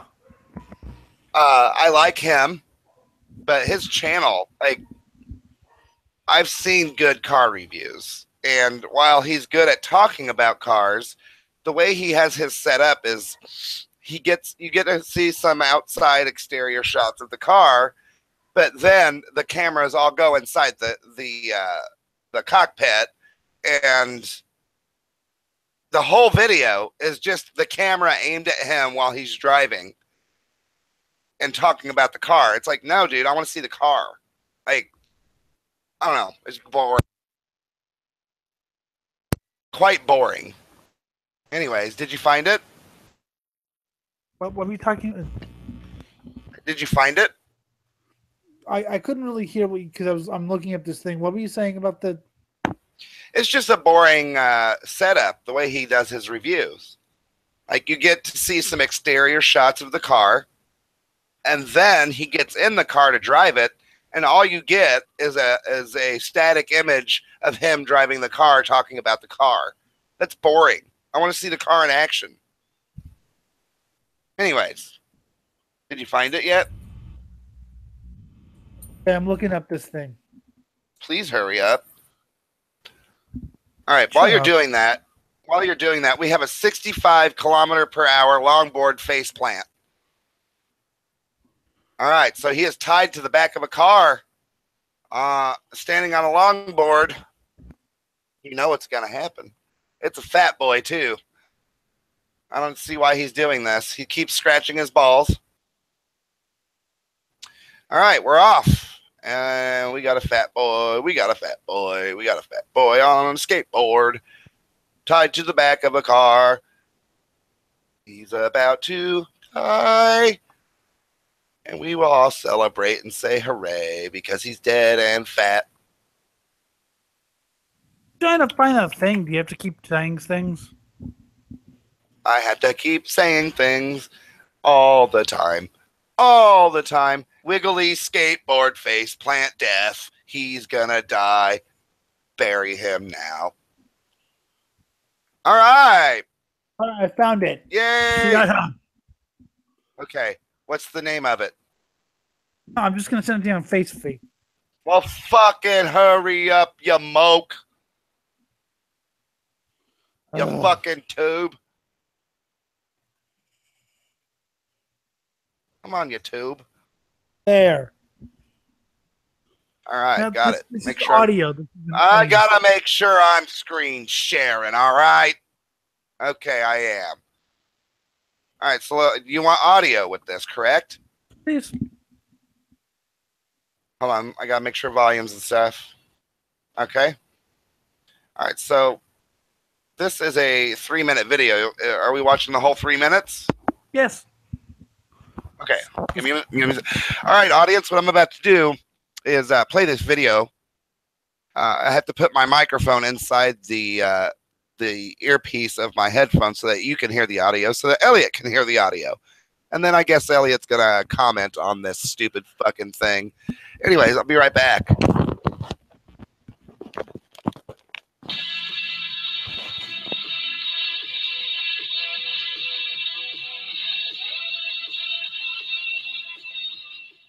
Eddie Cheever Jr. has just come out of the infield care center. And Eddie, tell us what happened during that incident with LSA. I got up beside him coming out of, he had all the tires night coming out of 2. He went up high. I got up beside him. I was the bottom line, and he just turned down. And there's just no place for him to go, no place for me to go and be collected. But I would definitely had enough room. Anyways, the officials will tell us what happened to him. While we're under caution, we're going to take our last commercial break. We'll come back with the remaining laps in a moment. Well, both those guys are going to be steamed at each other, you know? Yeah. I say again that yeah, Cheever did so much complaining and groaning about Texas. Yeah, I agree. He certainly wasn't very patient there. He certainly could have avoided that. Looks like did the Santa Claus thing was out of line? Yeah. Out of line called to say that younger drivers were calling him Santa Claus? Santa Claus. Okay. That's pretty funny, right? Sure, it's hilarious. You didn't know I was hanging I out almost down fell in the off my chair. Did you notice? We're going to go over, aren't we? I don't think he was up nearly as far as he thought he was. I'm having a hard time. Cheever's, or was he? Inside. Oh, shit. Fucking Cheever, that cock-sucking motherfucker. You okay? That's not all right. No, I think that. That wasn't Salazar. No, that was someone in AJ's pit. Okay. Yeah. Well, it was good anyway. Wow. It was AJ with the expletive deleted. I was standing right there. Wow. Yeah.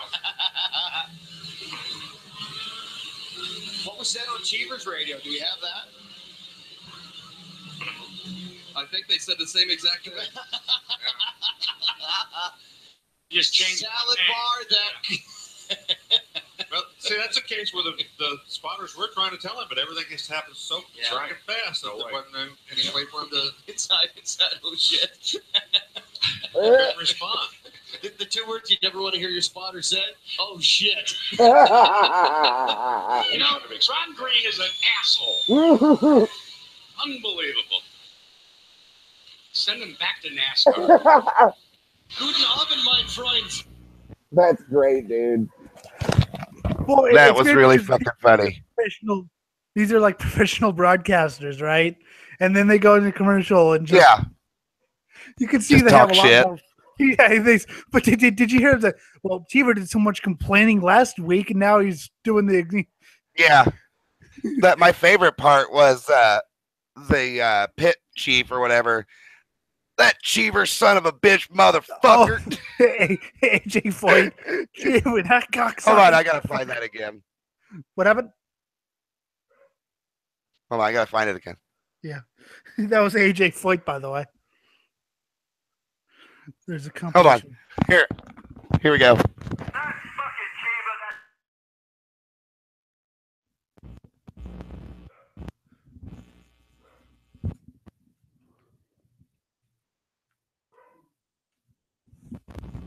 Your mic just died, apparently.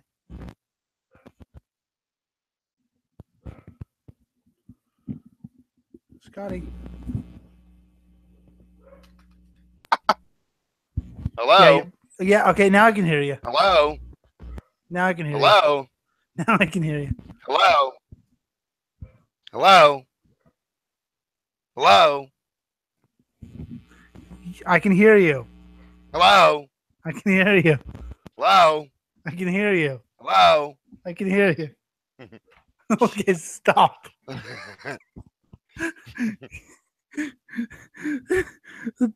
There's a best of AJ Foyt compilation. Death. Hold on. Top 10 facts. Death. Okay. I just love AJ Foyt. Cheever, that cocksucking motherfucker. And Cheever used to drive for AJ too. That's the best part. Do we want to watch top 10 facts about death? No. No. It'd probably Okay. be kind of boring. Yeah, I think it will be. So, AJ Foyt Best of. compilation. We need, we need We're gonna audio. need audio. Yeah.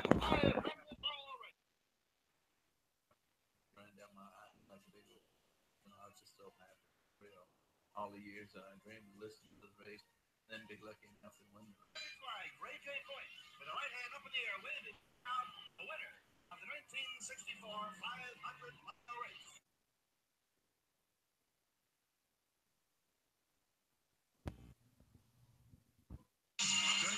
Okay. I had to explain something here in the video to Elliott. All right, so it cuts away into this prompt that says, note that in this next clip, medical officials declared Foyt dead before they even made it to his car. I remember that one. All right. So I'm going to press play. Okay. Okay.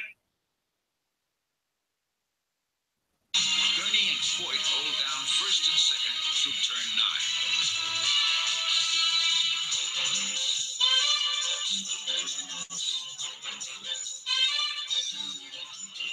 That music is epic. The crowd loves it. Da-da-dun. Da-da-da-dun. Da-da-dun. Da-da-da-dun. Foyt tries a little too hard in turn 8. The music, dude. Gurney has built a big lead. Trouble on the 167th lap. Foyt has no brakes. Whoa! To avoid Junior Johnson. Foyt goes into the dirt at over 100 miles per hour. Foyt goes into the doit. Yep.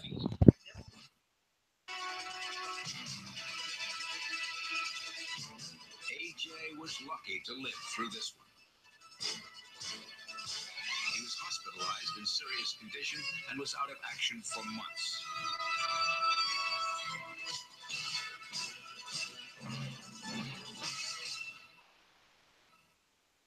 Four months later. AJ Foyt is even faster. It's Foyt's first pole position at Indianapolis. I just got out of the hospital with broken back and legs and all that injury. Indianapolis was my first race. Jimmy Clark broke the track record. I went up behind him and broke track record. If you remember on the PA, I said I'm glad to bring the track record back to the United States. So that ought to tell you how I feel about it. The highlight of the 65 season and one of AJ's proudest moments came on an August weekend. Foyt captured the 100-mile dirt race at Springfield, Illinois, and then headed for the Milwaukee Mile to be a spectator. His new rear-engine Lotus wasn't ready for Milwaukee's paved oval. At the last moment, he decided to unload his dirt car and try to qualify with it. Well, he did more than just qualify, and by the end of the afternoon, the fans were hoarse from cheering, and another chapter of AJ's legacy was in the books. The fans were whores for cheering. Because this was back when you had dirt cars and then you had rear engine oval cars, paved cars. And people thought you couldn't drive the front engine cars on ovals anymore, on paved tracks. You can't do that. It's, that's old school. I hope they show some of his fights. Something funny that was said in the stock car when he crashed in the dirt. The announcer said, Foyt ended up in the doit. Yes. The doit. All right. I'm looking for AJ Foyt's best fights and shit. And by the way, that music, like, yeah, it was cheesy, but there was elements of metal. Oh, in it was there. epic. Yeah. There was elements of metal. Yeah.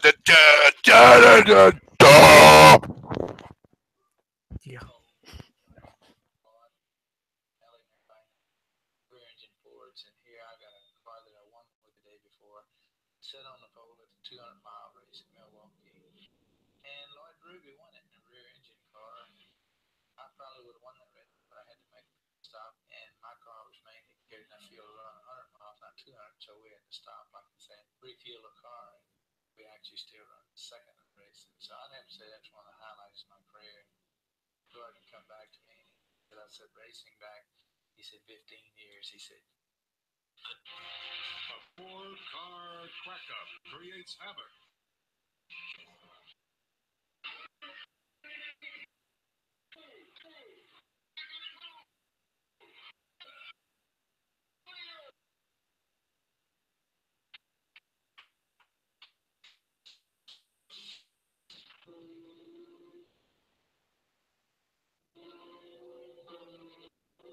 There's the checkered flag. It's an all-American win. The veteran Dan Gurney from California. Ford GT, baby. He told us he wanted the car lead all the way if he could, and he hasn't led all most of the way, and he went. The Daytona 500 and set a quick time.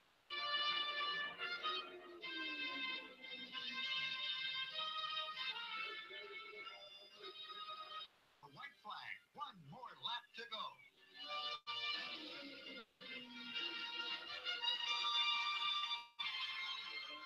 And the historic checkered flag. Run of the Indianapolis 500-mile Speed Classic is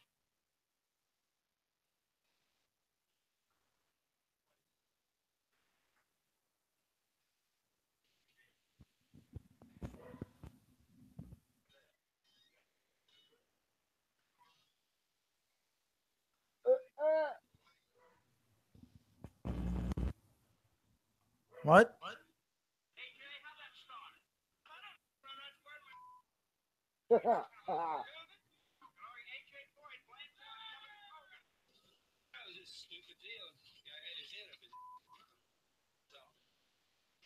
under the yellow, A.J. Boyd looks like he's angry this time. No Fleming's down there. Let's go. For A.J. Boyd, whatever the problem was, A.J. thought that he had it fixed. He tried to get the car out and went going here, and all of a sudden the engine stalled. He threw his gloves out. I don't even know whether it's possible to get in there close. I'm sure his temperature's pretty close to 212 right now.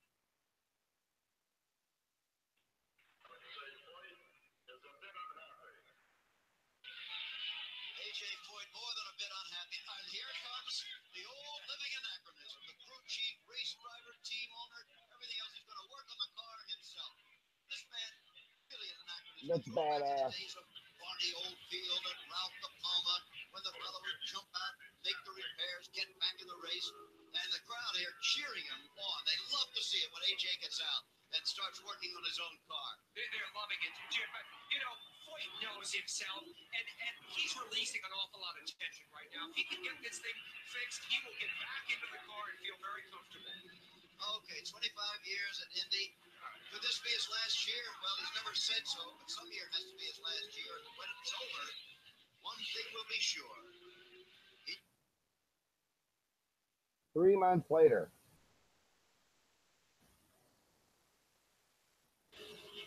Then on lap number 9, a problem developing between Kevin Cogan and A.J. Boyd as they battle for the lead down in turn number 1. The cars getting together, both cars hitting the outside wall, a flash of fire. Neither driver seriously injured, although A.J. Boyd has been taken to the hospital. They'll check his leg over further. Bobby Rahal then went on to win the one. But you know, Paul, while other drivers, I think, have conceded the fact that in this day of racing, you have to really have a top team. The driver, you see Jack Starnes, AJ's crew chief there, you really have to have a terrific team behind you. And AJ, although he has Starnes and many other good men on the team, does not have the total team to put him at the front. He's got to do something about that. Let's go to Brian. A.J. Foyt out of the race after a tremendous run. What happened, A.J.? Well, actually, all I've had is mechanical problems. The guys aren't got their heads together, and just like got their heads up there, I know the truth about it. You were running fifth today. You were running very strong early. I know, but the car was screwed up. Some third lap on the wastegate was open and closing. I was having trouble there, and then the bearing went out. We got here, they left the fuel lines loose. It caught the car on fire. Then they leave the bella loose. They cross-thread 2 rear nuts. They're just screwed up. That's all. I need to make a change.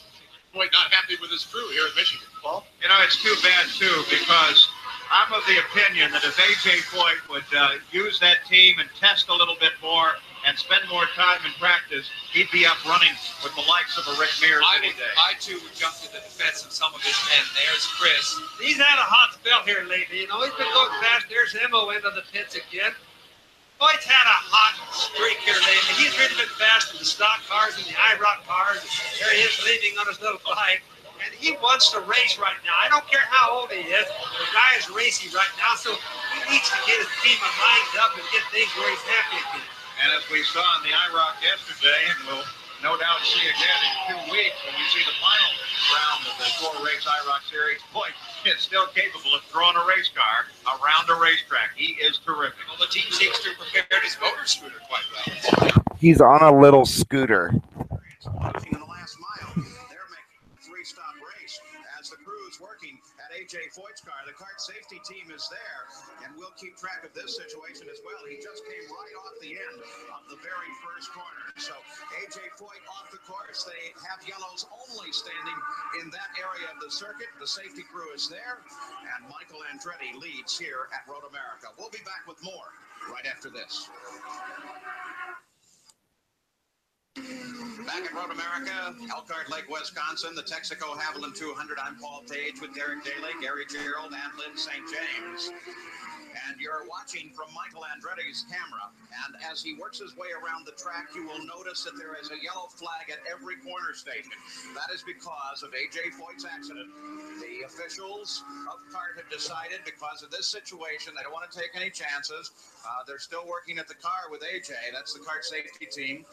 And they're going full course yellow so that they can get the field under control. Now, that'll take some time to bring this field up. And Michael Andretti, who hit the pits just before this full course yellow, has now lost. Look, they bring out the jaws of life. So they're working with a serious situation down there with A.J. Foyt. He apparently just skipped right over that gravel pit. The great thing about the gravel traps is they do catch the cars unless you go straight into them. Then you can actually get right through. A.J. Foyt now is extricated from his race car just off the end of the first turn. And with all of the safety equipment that is parked there, they move him very carefully. An air ambulance is sitting only a few feet away. He will be moved directly to that air ambulance and then taken down to Milwaukee County General Hospital. Now, the report is that he is conscious, that he has suffered injuries to his lower extremities, and that's all we know at this moment. Several of those men there are doctors, they're physicians, they're experts in traumatic care and emergency care, as well as paramedics, extrication experts, and firefighters. We can see that some sort of intravenous solution is being used with A.J., and as soon as Dr. Steve Alvey, who has his back to us, is capable of giving us a report. 9 months later. Oh! For AJ, this is his 34th consecutive Indianapolis 500 and supposedly the last for the 4-time winner. It's been a long and happy association for AJ and Indy. Well, you know, Mr. Hullman and I was very close. I respected man highly. When I first come up to Indianapolis, they really gave me a place to live, and I guess I was kind of like an adopted son to Mr. Hullman. And I really respect him, and I think Mr. Hullman was probably as happy as I was when I won the 4th time, because we rode around the racetrack, and he had tears in his eyes, and I had tears in my eyes, and I think both of us probably the biggest thrill that I will ever have in my lifetime, and I'm quite sure it was before Mr. Hullman passed away, one of the biggest thrills he ever had, because to me, it's one of the biggest things in my life is Indianapolis.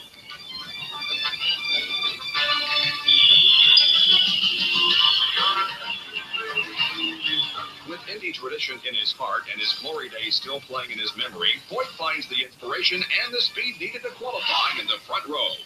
Foyt singes the old brickyard for an average four-lap speed of 222.443 miles an hour.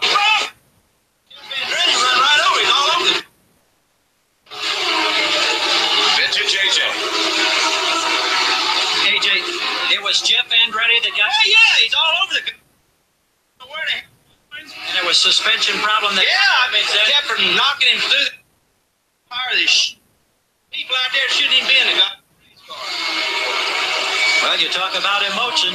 There's the vintage AJ Foyt call. Almost circa the confrontation at the start of the Indianapolis 500 with Kevin Kogan.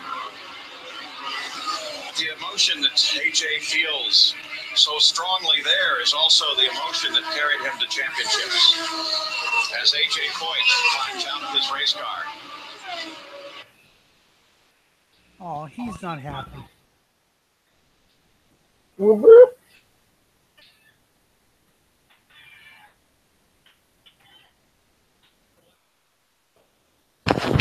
Been funny if you'd have got really pissed and was like, "Quit fucking clapping! I'm crying." Well, yeah.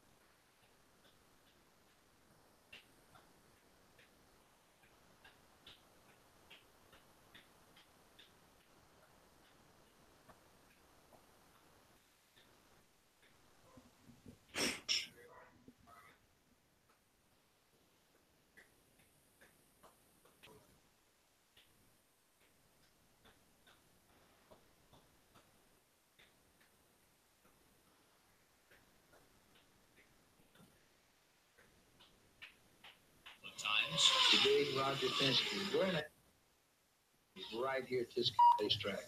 He damn sure didn't make this place like AJ Foyt didn't, or Wilbur Shaw, or whoever. And I'm sick and tired of hearing the crap, and I'll tell you why. Because, like Mario, like they made Indianapolis, they made.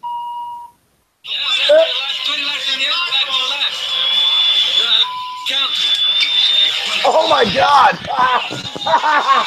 Kill him! Goddamn foreigner. Came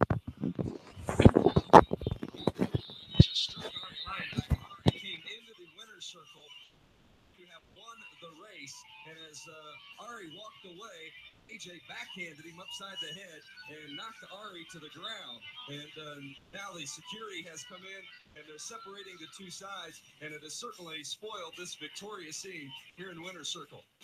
In a heated argument or whatever people want to call it. I know it looked awful bad on TV for my part, which was showed throughout the world, I guess. But it's one of the misfortune things, and I really want to apologize to the world's public, my racing audience, for what happened. I guess you have to say that's AJ.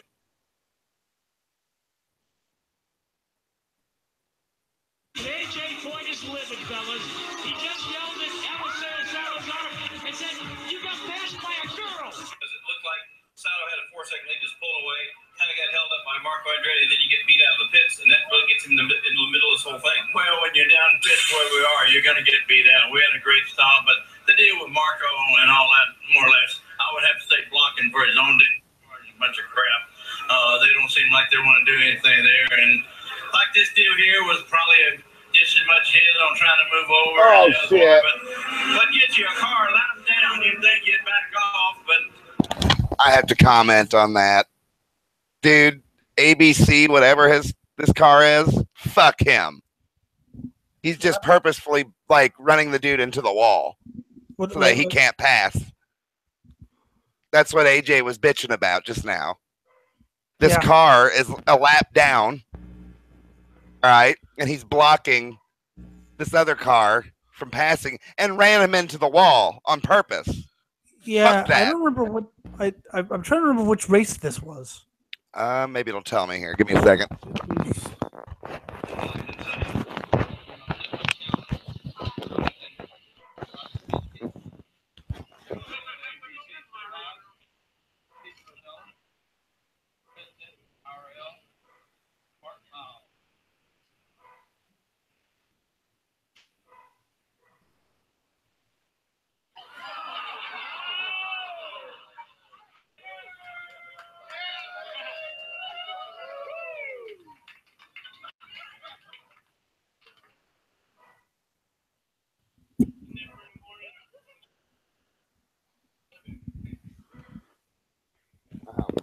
Oh man, he's slapping the shit out of what's his name for coming in the pit or the into victory lane. Well, that was because they'd flagged Billy Boat the winner, but Ari Leyendijk thought that he won. And AJ, by the way, they corrected the scoring, and actually Ari Leyendijk did win that race. Basically, USAC fucked up the scoring error so bad that they were actually relieved of duty the next race. Oh, wow. They were actually, because they literally the top 10 that they printed and the official top 10 look nothing like each other. Oh, man. Yeah, you got to go at that point, right? AJ's a stubborn character. Yeah, you can tell he's just a hick deep down. I tell you what, motherfucker, I'll kick your ass. That kind of guy. Goddamn Jeff Andretti. Yeah. This goddamn Italian coming out here running his mouth. I tell you why I don't like him. Because he's a foreigner. Yeehaw. And I ain't letting none of my drivers get passed by no woman. It's funny because the All-American AJ Foyt in the last 20 or so years has mainly had European drivers. Yeah, well, I'm guessing that kind of the market forces kind of. Yeah, European, South American, and Japanese. But you'd think like he'd stick to his old USAC sprint car routes, but no, he hires, so. All right, hey, I'm about to wrap this shit up. Yeah, well, we've been at it for 10 million hours. Well, that has been the Swine Brothers Overdrive, episode 3 for November 10th, 2017. Email is Cosmicgodsdie. Facebook is Swine Brothers. Twitter, Swine Bros 666 for Scott Vagina. 60. I've been Elliott. You just look me up by saying, "Hi, Google, Scott Vogler, please."